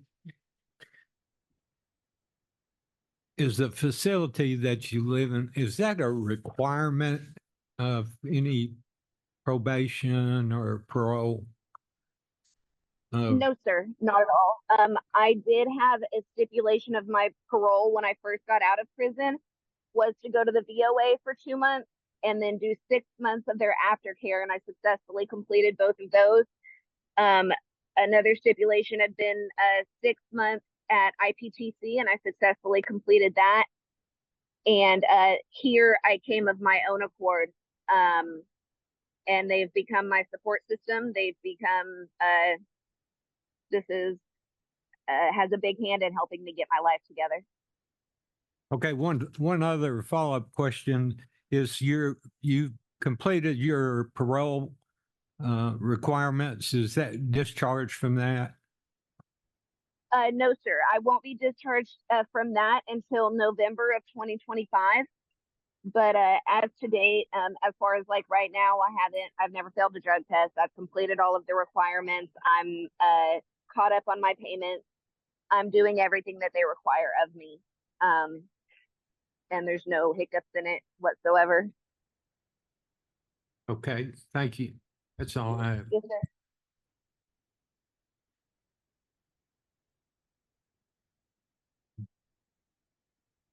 Any further questions? Can you go over your current job situation again, please? Or I don't know if you've already spoken about that or not. I hadn't spoken about that yet. I am on disability. I work at the facility where I live. They also have a t-shirt business, and so I work in there helping make t-shirts for our nonprofit. And but they our founder and co-founder know that I'm trying to start school, and they completely support it too, and they know that this is my dream, and that's what our nonprofit is for, is to help us onto our bigger plans in life.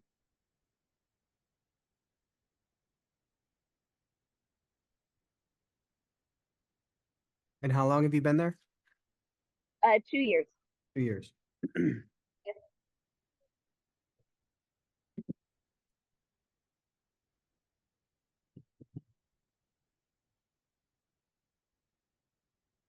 So I'm a little confused by the history here. So when you were first convicted of the drug charge, you failed to turn yourself in, and you never completed treatment at the residential treatment center that you were assigned to complete that treatment at. Then you were arrested for failure to identify when you were a fugitive, but now you are at that center after you've been released from prison and have completed your treatment at that center, or you're in treatment right now. Is that correct? So it's not necessarily treatment.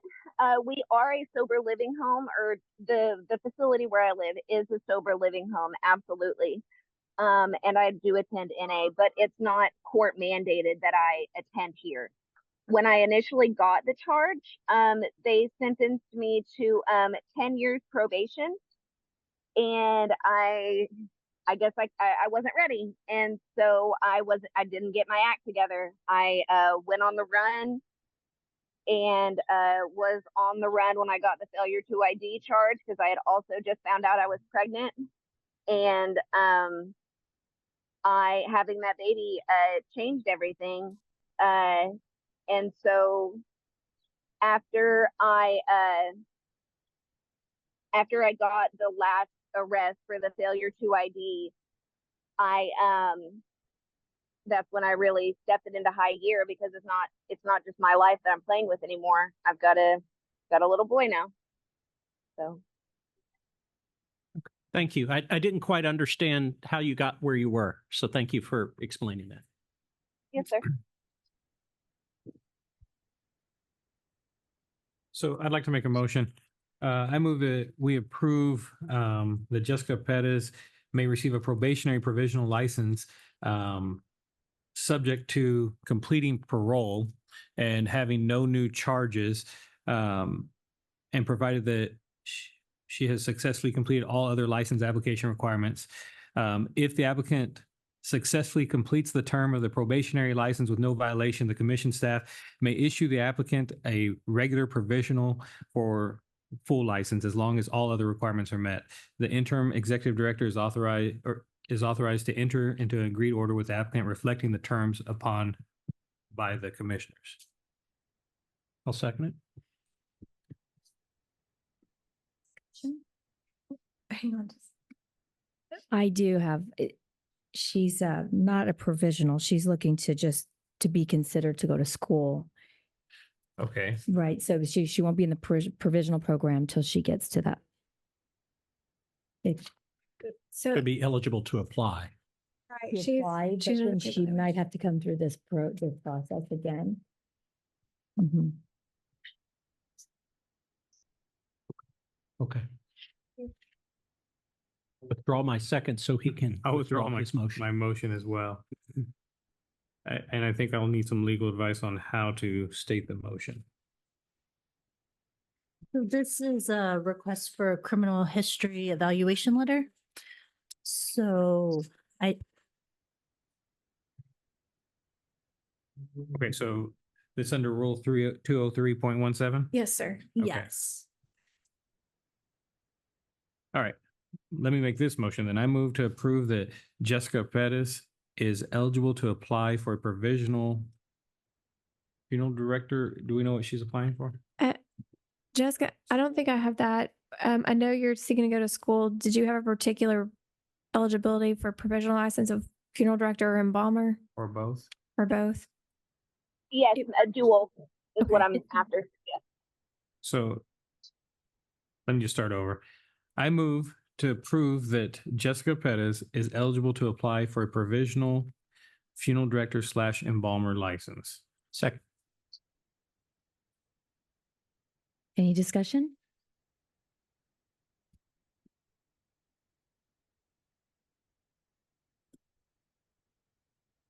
Hearing none. All those in favor say aye. Aye. All those opposed say nay. Motion passes. Congratulations. Thank you. Thank you so much.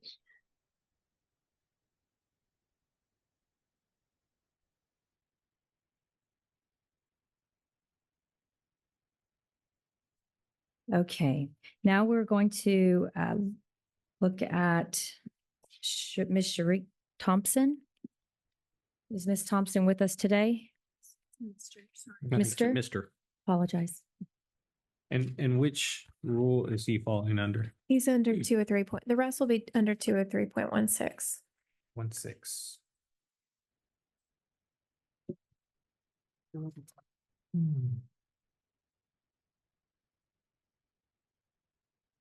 Mr. Thompson, are you with us by Zoom? If you are, please raise your hand.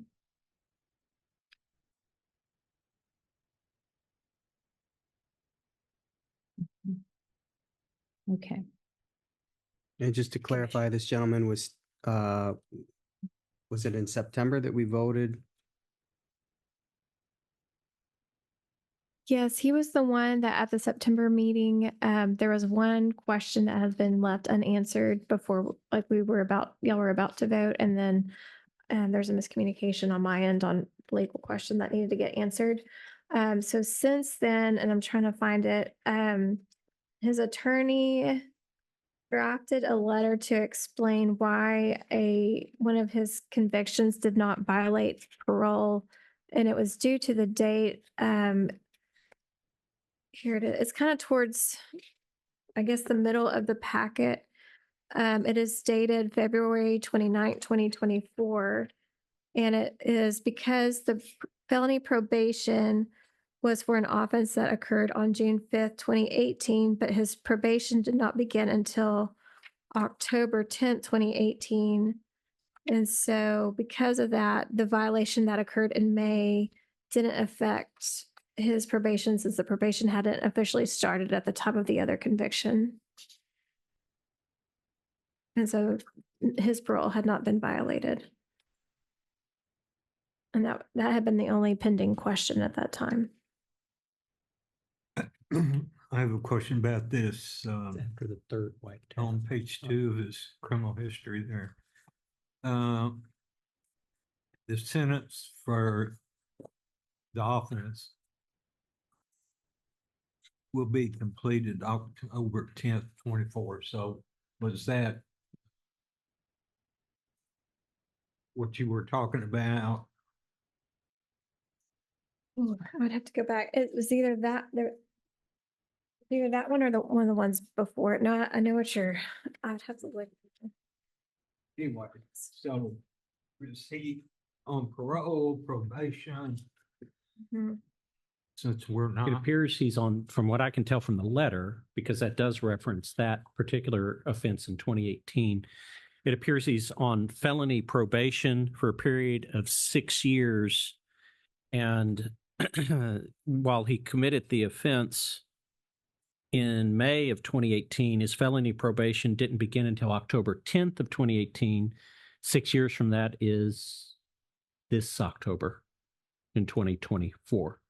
So he received 6 years deferred adjudication and was on felony probation. In order to successfully receive that deferred adjudication, he would then need to successfully complete the term of probation in order to have the charge dealt with. That's my understanding. I'm looking at the documents. Oh. That's exactly how I see it. So he's still on probation. Until October 10th of 2024, from what I can determine from the letter from his attorney dated February 29th, 2024. And I think that was our question. We didn't want to approve someone who we were unsure as to what the status of his last offense was. Mm-hmm. He's not online either, correct? That's correct.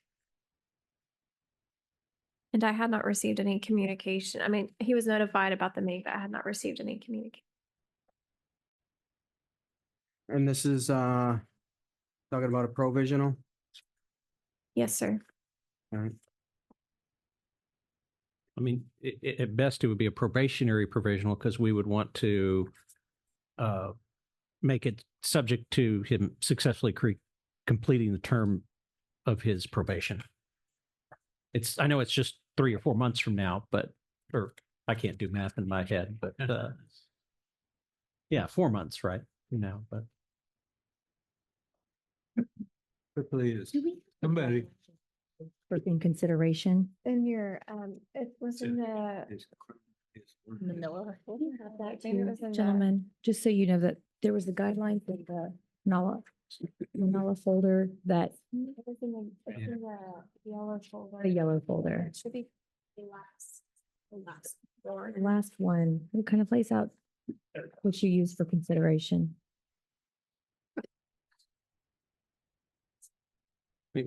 We do have the ability to just table this until a future meeting that would be, He could reapply after completion. Yeah. Yeah.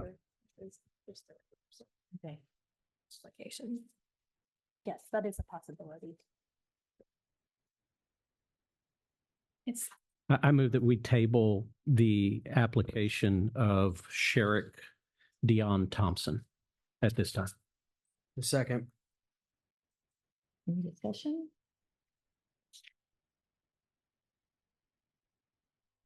Would we want to table it or allow him to reapply, just so that then he can have his completion from his, I mean, he can submit supplemental documents. That's what some of the others have done. okay, So I think. I mean, or and we can just take no action, but. Okay. all right, so any other discussion? Are you leaving your motion the same? Are you gonna I change? think it's one and a half dozen the other, right? If we Right. take no action or table it, it would have the same effect. It could Okay. come up on a future agenda Right. when he's had time to I think it's supplement the record. sufficient. And we have a second. Any further discussion? Okay, all those in favor say aye. Aye. All those opposed say nay. Motion passes.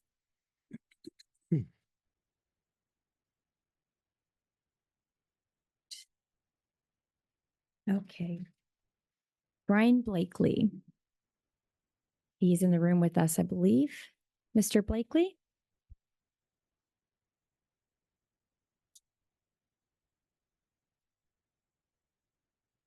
Good afternoon. Very good. We'll give you 3 minutes to give us an introductory, and then if we have any follow-up questions, we'll ask you. Okay. Did not rehearse that. I wasn't prepared for that. I went to school, mortuary schools, began in 2008, graduated in 2013, distinguished graduate from San Antonio College. I have been sober for 18 years. I'm currently employed in the funeral industry. I'm licensed to the Texas Department of Insurance with a pre-need license. I'm going to thank Sarah for calling me a few weeks ago. This has been an ongoing deal for about 10 years. I've taken my law exam twice and passed. I passed my national boards.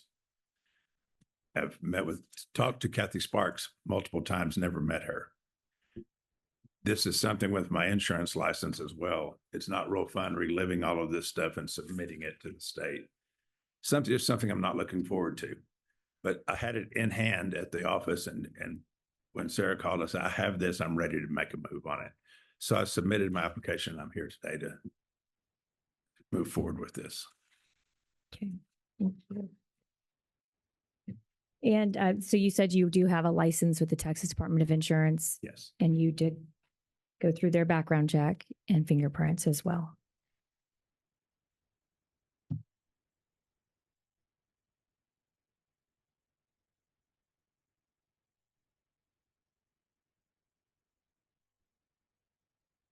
Any questions, commissioners? Well, one comment would be focused on you and all applicants seeking licensure in the state of Texas, and you know these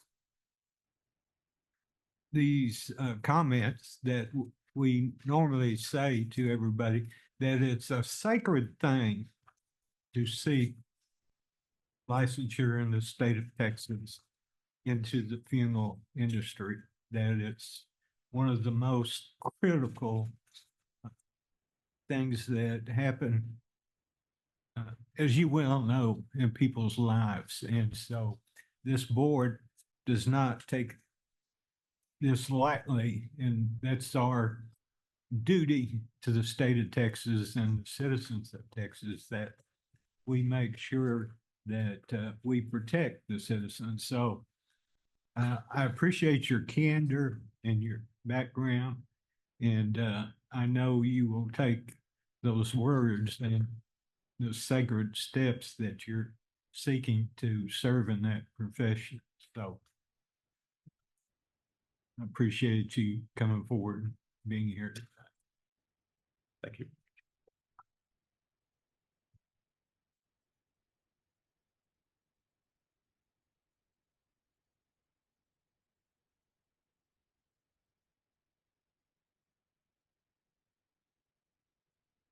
Looks like your last conviction was 2006, is that correct?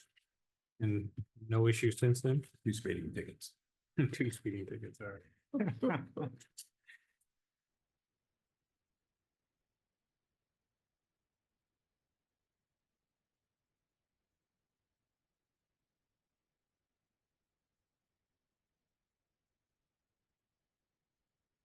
And you have completed all the terms of your convictions, is that correct? Yes, sir.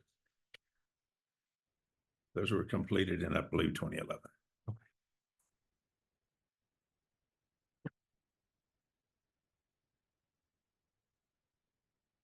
And where are you currently working? Grimes Funeral Chapel in Kerrville And how long have you been there? since 2021.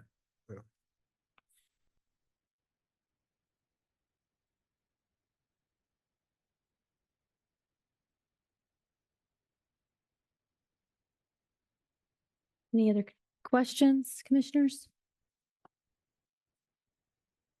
Do I hear a motion? Um, I move that Brian Keith Blakely may receive a provisional license, provided that he successfully completes all the other application requirements for that particular license. A motion? Second. Seconded. Any other discussion? I know it was, it's been a while since your last conviction. There was an extensive record before then. I think you've done, as evidenced by the distance of time, a great job of correcting some of the challenges earlier in life, and I wish you well. Thank you. Just to clarify, it's provisional funeral director license and provisional embalmer license, right? Okay, I apologize. I didn't see that. It just said director on the front page there. So I'll make a friendly amendment, or I'll just amend my motion to I think clarify your that. motion actually said for the license that was applied for, is how you worded it. Okay. There we go. So we All right. covered it. There we go. Very good. Thank you. Oh, we still need to vote, I think. Yes. Oh, we of need to course. vote. I don't think we voted yet. Okay. All those in favor say aye. Aye. All those opposed say nay. Motion passes. Thank you. Congratulations. Congratulations. Thank you.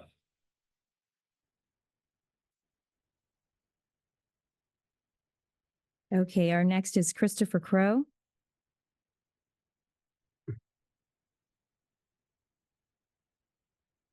Mr. Crow, are you with us here on Zoom?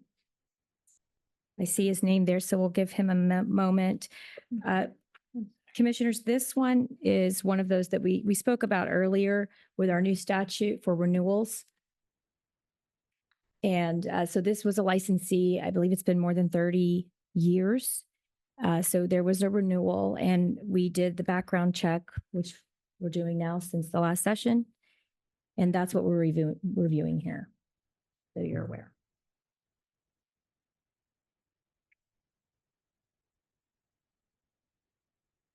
So just to be clear, he did disclose these items to us, or we found them on a background check? So the way it works when you do a renewal is you have to disclose, did anything happen between the last renewal and this renewal? Yes. This was 35 years ago.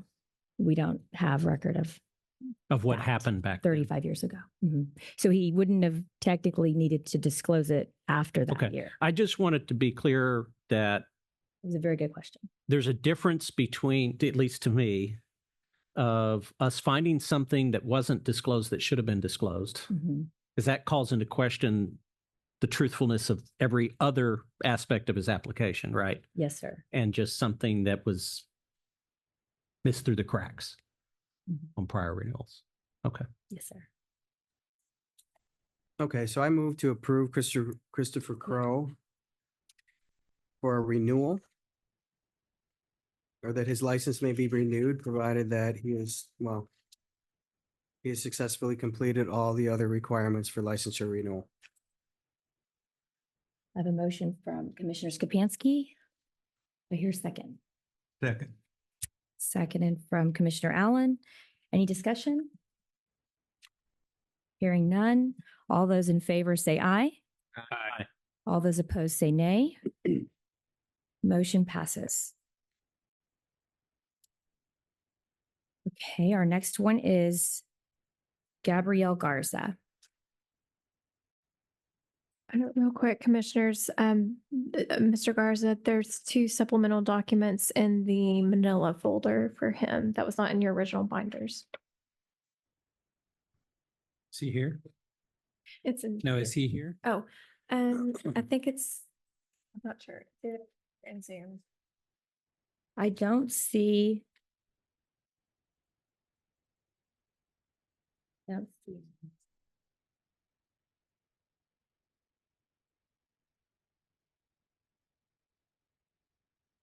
Okay. Gabriel Garza. Mr. Garza, These are the supplemental. if you're with us on Zoom, will you please raise your hand?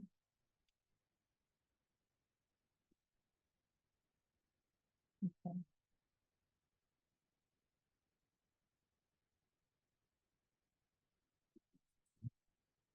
It appears that he's not with us today.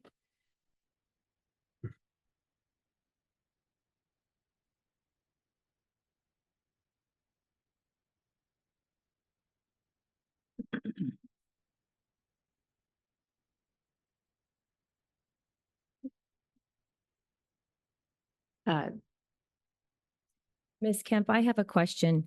For this application, it looks like the applicant has graduated, has successfully completed the National Board and the Texas Mortuary Law. Did he apply with us before going to school? I'm just wanting to make sure I can, for pre-approval. I can check. Let me, verify really quickly.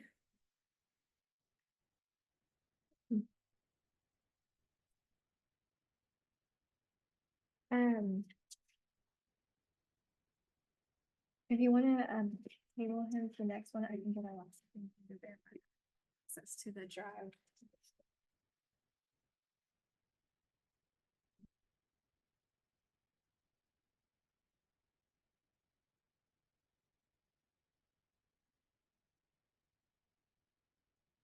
I'm just gonna see if there's a better.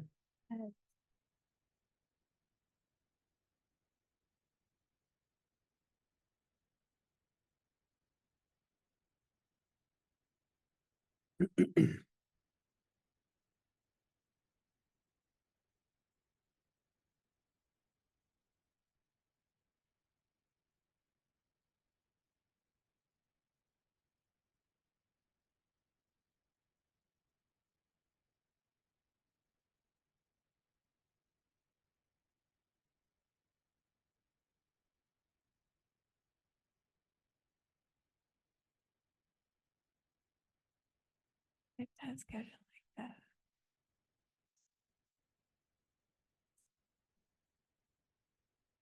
So it was 2010, his last conviction, is that what we're looking?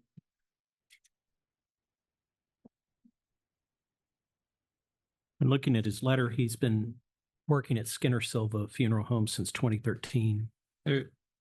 There's a correction on that. Skinner Silva Funeral Home went under in 2013, but or maybe a little after Yeah, that. you're but- from there. Yeah. Yeah, that's where he started at. He is at a legacy company of that same That company. took it over. Mhm.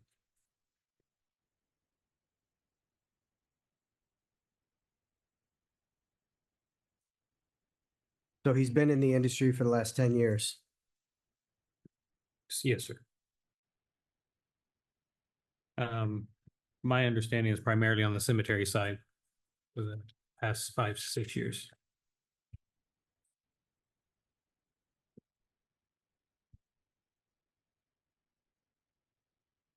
His latest position, at least according to his letter, since he's not here to talk to us, is his assistant manager, managing the cemetery that they operate.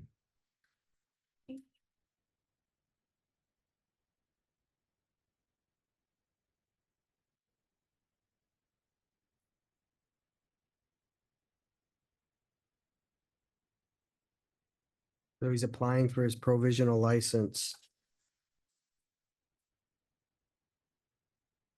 Hillcrest. He's already gone to school and Yeah, it seems passed like his he's exams. met all the other requirements except for Okay. this meeting here.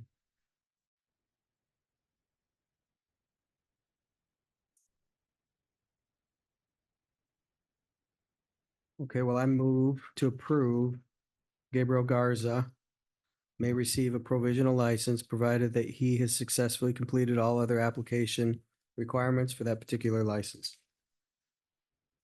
Second. Any discussion? All those in favor say aye. Aye. Aye. All those opposed say nay. Motion passes. Our next applicant, Kyle Goldstein. Hello, Mr. Goldstein. Commissioners, thank you so much for allowing us to be here today. Obviously, I'm applying for a provisional license. I do have some discrepancies on my background. No excuses, young, unguided, since turned a page. I show a positive track record of rehabilitation and growth. I now am fully employed at a funeral home, and I have completed my studies with Commonwealth, graduated with honors. I've also passed the National Board exam. I am really hoping for a long-term opportunity as a funeral director in this profession. It's my way of repaying a debt to my community and to society. And I'm happy to answer any questions that I can, elaborate in any way possible. You said you're employed at a funeral home right now? Yes, sir. How long have you been there? I started April 1st. April. And because you just graduated, right? I graduated in December. Okay. So what have you been doing prior to that? Prior to that, I've been in the industry. I've been selling caskets. I worked for a national distributor under the name of Apex Caskets. I also started manufacturing caskets on my own, filling in gaps where other manufacturers really hadn't paid much attention, and really grew my business into that, and then realized very quickly that I really felt a pull towards the service side of this profession rather than the product side. And I'm very grateful for the opportunity that I've been given to work in the funeral home. It has kind of reaffirmed what I felt, and hopefully that answers your question. So are you still doing the manufacturing or full time? No, sir. I've decided to go all in on the funeral home service side.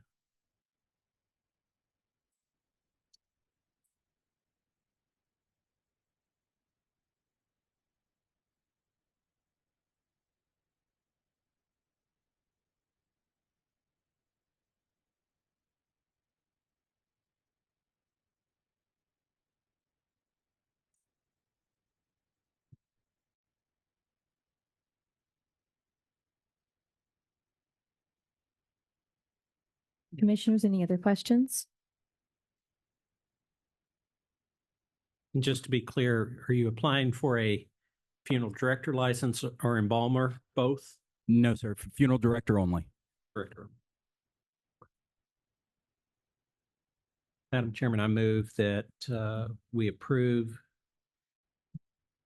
Kyle Joseph Goldstein's application to receive a provisional license, provided he successfully completes all the other application requirements for that license.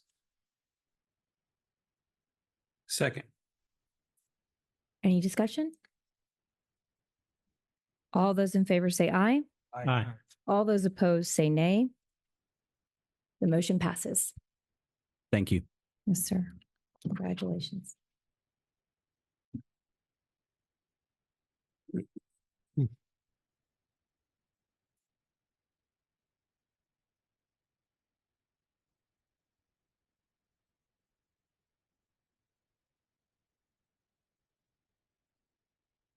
Okay, next is Laura Guerrera Leon. I believe she might be joining us by Zoom.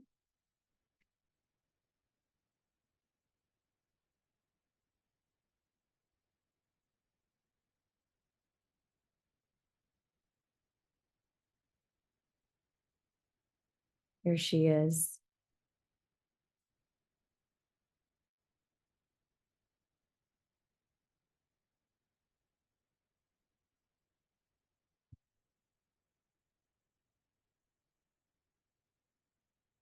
Okay. Good afternoon. Afternoon. Good afternoon. We'd love to hear a little bit from you. We'll give you 3 minutes. And if we have any follow-up questions, we'll ask you after your introduction. Well, my name is Laura. I've been in this industry since 2017. I started on the cemetery side of things and have learned through the years that I'm more pulled to the funeral service side. I'm currently an office manager, and I get pulled away in helping with all the different things during the services. So I've already graduated mortuary school. I'm scheduled to take my boards next month. And I'm just hoping that I'm able to get approval to move forward, be able to assist our local families and guide them through their loss of their loved ones. Thank you.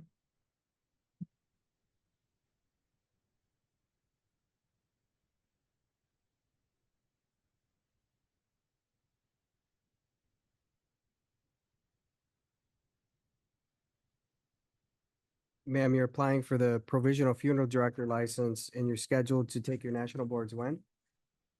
On July the Next 15th, month. I believe. That's what I thought you Yes. said.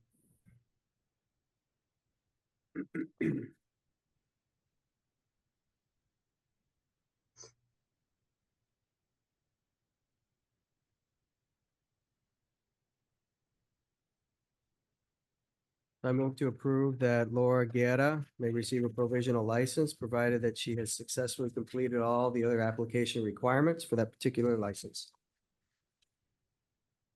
Second. Motion and a second. Any discussion? Hearing none. All those in favor say aye. Aye. All those opposed say nay. The motion passes. Thank Thank you, you. Mr. Renner, for coming today. Congratulations. Congratulations. Thank you.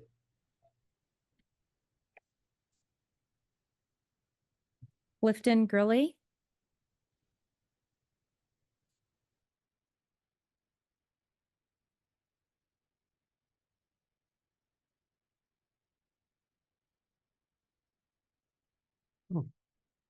Good afternoon, Mr. Gurley. How are you?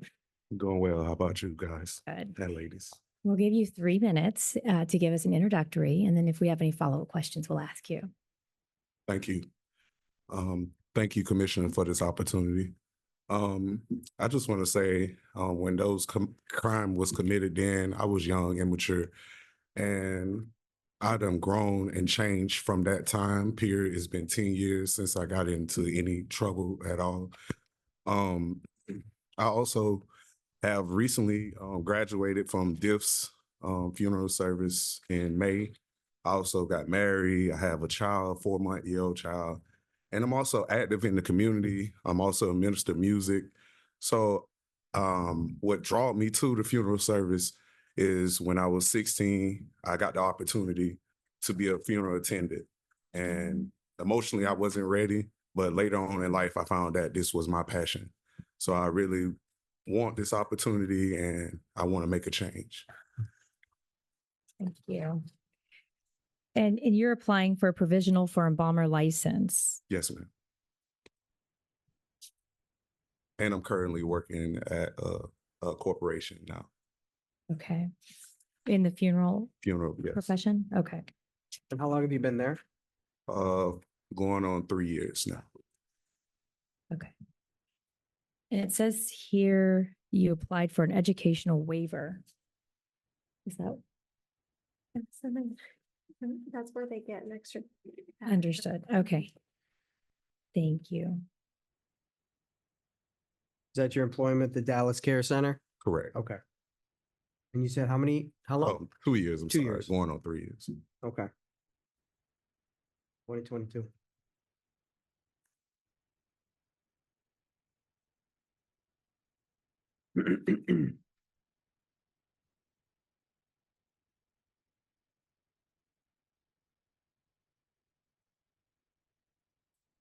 Did you bring someone with you today?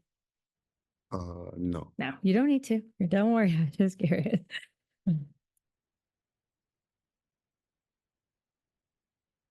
When are you set to take the national board examination?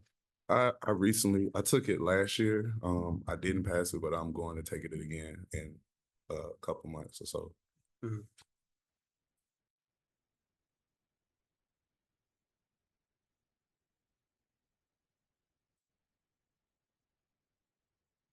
I move to approve that Clinton Gurley may receive a provisional embalmer license, provided that he has successfully completed all of the other application requirements for that particular license. Have a motion on the floor? Second. Seconded. Any discussion? All those in favor say aye. Aye. Aye. All those opposed say nay. Motion passes. Congratulations. Congratulations. Stewart. Don't give up on that exam. Thank you for coming. Keep going. Okay, next is Christopher Olson. Tell us the reinstatement issue before we get started. Or is this, I don't know the background. I think. we'll let him explain. Oh, he's here. Okay. Sorry. Mhm. Hello, Mr. First of all, Olson. Hello. I want to thank you all for the opportunity to be here today. Thank you. Yeah, thank you for being here as well. We'll give you 3 minutes to give us an introductory, if you don't mind. So I graduated Commonwealth in 06. I was a director, funeral in Cedar Park, mostly for about 9-10 years.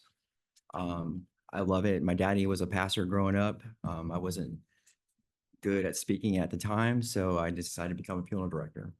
I love helping people, and I have a passion for it. I've had a little complications in my life. I had a couple of DWIs, and I also took a drug charge. Not a felony or anything like that, but I did learn my lesson. I went to drug rehabilitation as well. I was going through a divorce at the time. I successfully have custody of my 2 beautiful girls.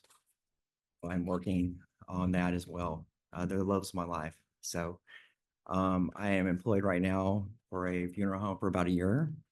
I got out of the industry and went into the car business for about 9 years. So God has given me an opportunity, I believe, to come back into this profession. He is my number one now. I was baptized and saved.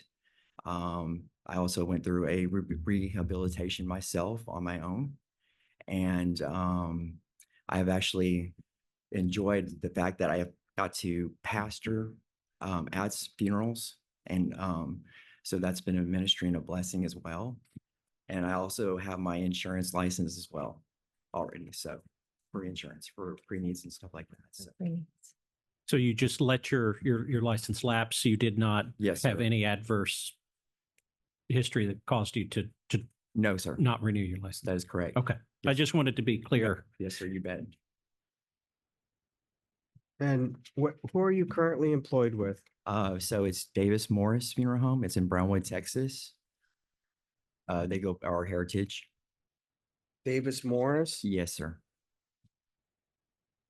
It's Davis Morris Do Heritage. you have a letter of recommendation from them? Yes, I have one from my manager and the vice president as well.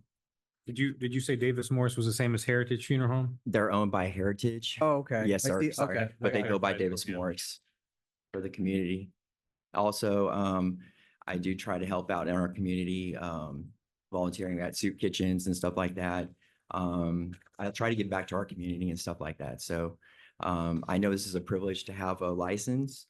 And like I said, I'm humbly grateful to be here today. So thank y'all. Thank you. Thank you. And you brought somebody with you. That's my mom. That's your mom. She's one of my biggest fans. Yeah. Moms are great. Yeah, she's a good one. So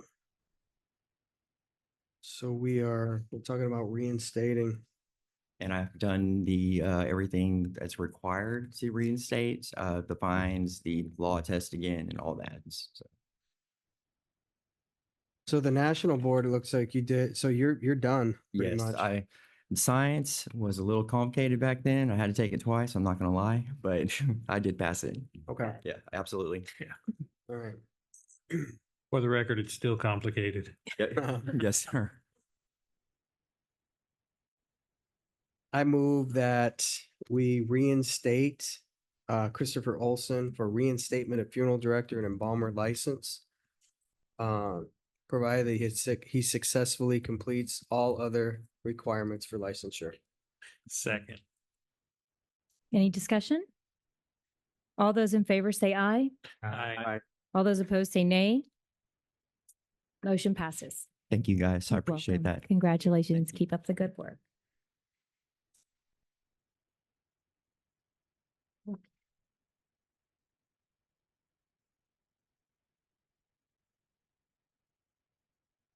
All right. Next is Jonathan Quigley.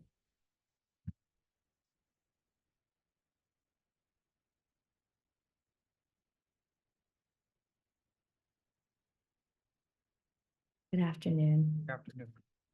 Thank you for being here. Thank you for having me. Absolutely. And I'll just state it for the record. If you have 3 minutes to give us an introductory and if we have follow-up questions, we'll let you know. Okay. Well, first of all, to Chair Lady Tips and the rest of the commissioners, I would like to thank you for this opportunity and for your time. To Sarah, I thank you so much for being patient with me and just being patient with me. I did not realize how difficult your job was till I got here today. So I sincerely apologize for bugging you so much. I'm Jonathan Quigley. I've been in the funeral industry for 2.5 years. I'm also a LVN, which I work full-time, and I do my apprenticeship at the funeral home, and I also work part-time at another funeral home. Since a child, this has been my dream, my goal. I have to always tell everybody I recall lining my Hot Wheels up and making a funeral procession as a child. This is where my heart is. I love being a nurse. I love helping people in any aspect I can. I'm a youth minister. One of my co-partners came to support me today, and my godmom. I participate in prison ministry, and we do an annual here in Austin every year in January, where we get to go into the prison walls and minister to those people and help develop them so that they can have a successful recovery. That pretty much sums up my life in 3 minutes. Thank you.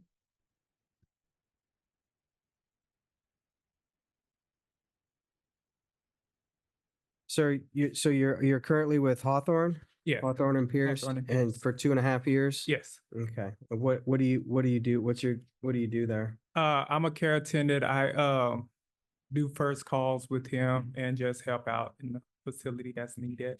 That's where I began my provisional, and I started working there throughout mortuary school. And so I just continued throughout my provisional for those cases that I had already started prior to this happening. It looks like you graduated Dallas in September of 23, Yes, sir. took the national in October. And then you graduated you passed the Texas mortuary law in January, Yes, sir. correct? Yes, sir. Okay. Correct. And you're applying for your provisional funeral director license? Dual. Dual, Yes, sir. provisional funeral director and embalmer. Yes, sir.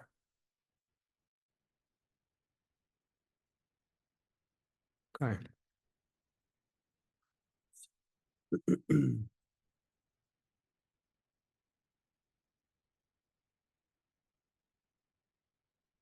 I move to approve that Jonathan Quigley may receive a provisional license, funeral director and provisional embalmer, that he successfully completes all the other application requirements for that particular license. I have a motion on the floor. Do I have a second? I'll second it. Seconded. Any discussion? All those in favor say aye. Aye. All those opposed say nay. Motion passes. Thank you all. Yes, Thanks sir. for coming. God bless you. Congratulations. It's okay to clap.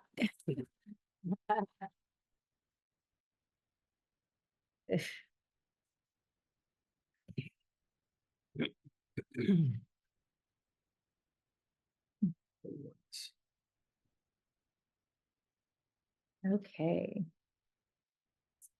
Okay, commissioners.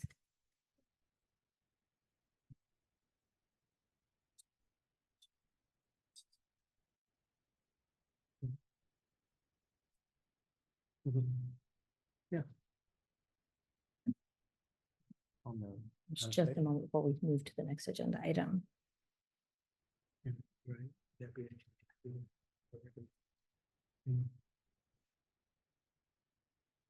You want to do that? Okay. Part one if you want to.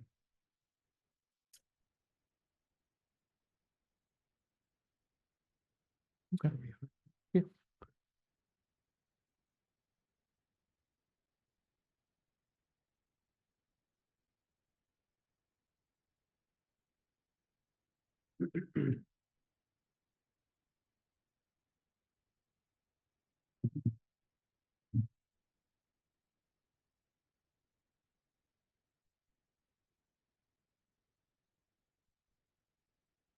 I'm getting ready.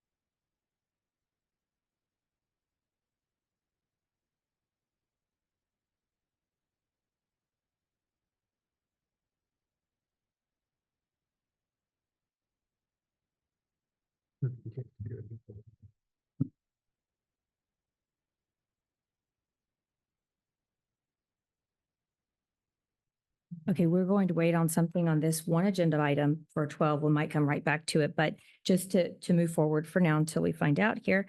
On agenda item number 13, recommendations for agenda items for the next commission meeting. Commissioners, do you have any recommendations? I do have the anatomical board.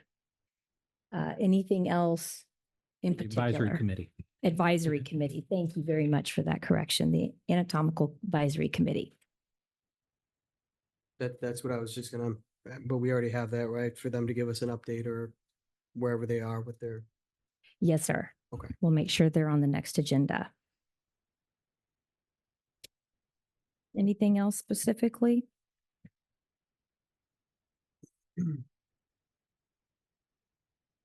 Okay, we'll move to agenda item number 14. These are the dates for our next meeting. there was an email sent out last month with some proposed dates. I believe August 27th. Worked for the majority. Please let me know. And then we're looking at also November 13th or 14th. Or if we have, those dates don't work, please let me know and we'll come up with another date. Madam Chair, are you also anticipating us to have a meeting next month to approve our LAR in the event that they get the instructions to us? Yes, as soon as we get the instructions and we know the deadline, we may be calling a special meeting just for that purpose. Yes, sir. And then as soon as we get those instructions, we'll send an email out. Okay. To everyone. So does anyone have a preference on November 13th or 14th? What day of the week is I Talking about November. believe that's a Wednesday and a Thursday.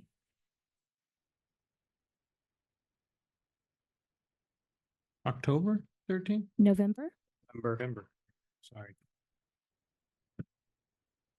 And for myself, I think the 14th would be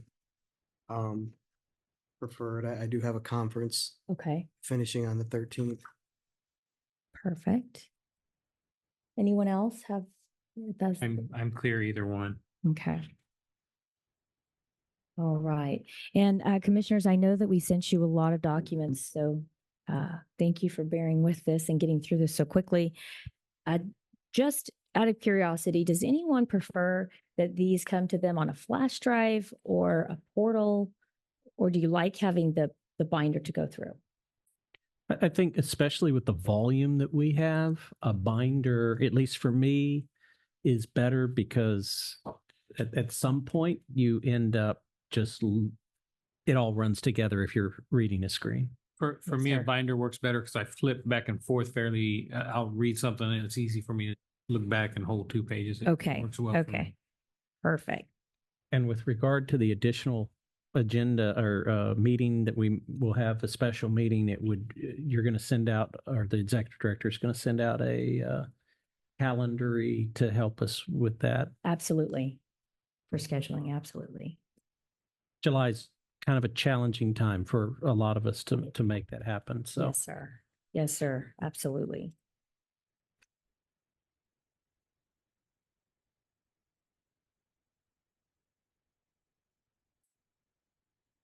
Okay. Going back to agenda item number 12, commissioners, we have an applicant that's present with us today. We do not have his file.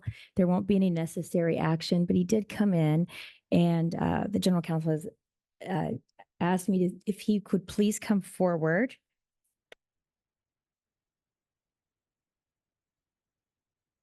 Is there a reason why we don't have the application? I believe there may have been a miscommunication on Okay. if he was supposed to come to this meeting. Okay. Previous one.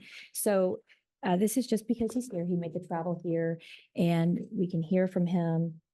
And we'll be able to consider him the next time that we are So considering. he's introducing himself background. basically. Yes, sir. Okay.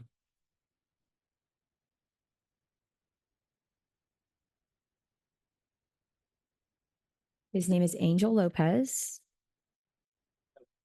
Lomeli. Nelly. Okay. Thank you.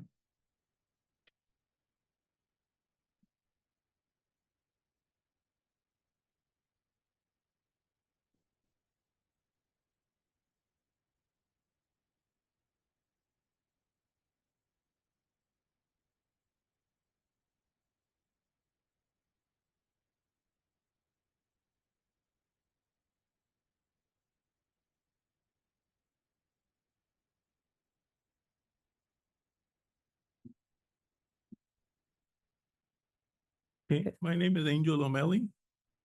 I'm a funeral director and embalmer trying to renew my license here for the state of Texas. I have 2 misdemeanors on my background check, and that's where I'm trying to follow up so I can get all that cleared out.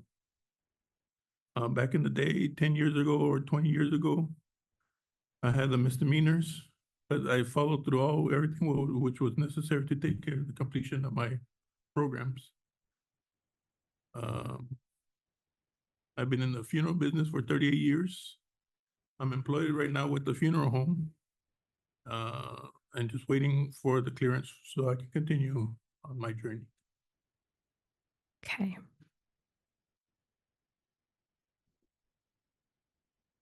Is this one of those Renewals.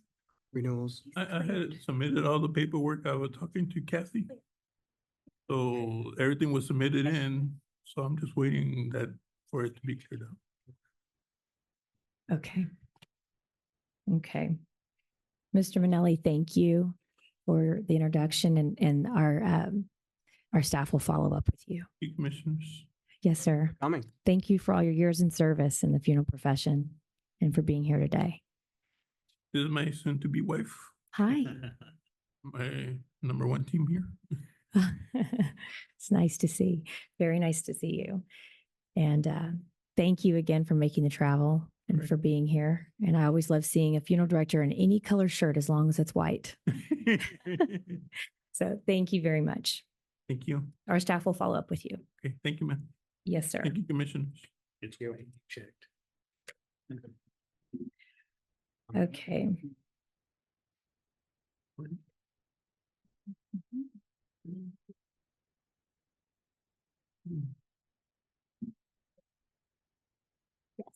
Okay, Commissioners, now moving to agenda item 15. Do I have a motion to adjourn the meeting? I make a motion to adjourn. Second. Second, any discussion? All in favor, say aye. Aye. All opposed, say nay. It is Thursday, June 27th, 2024 at 1:19 PM. We now adjourn the meeting. Thank you. Such a good time. Nobody wanted a motion. I know, that's wonderful.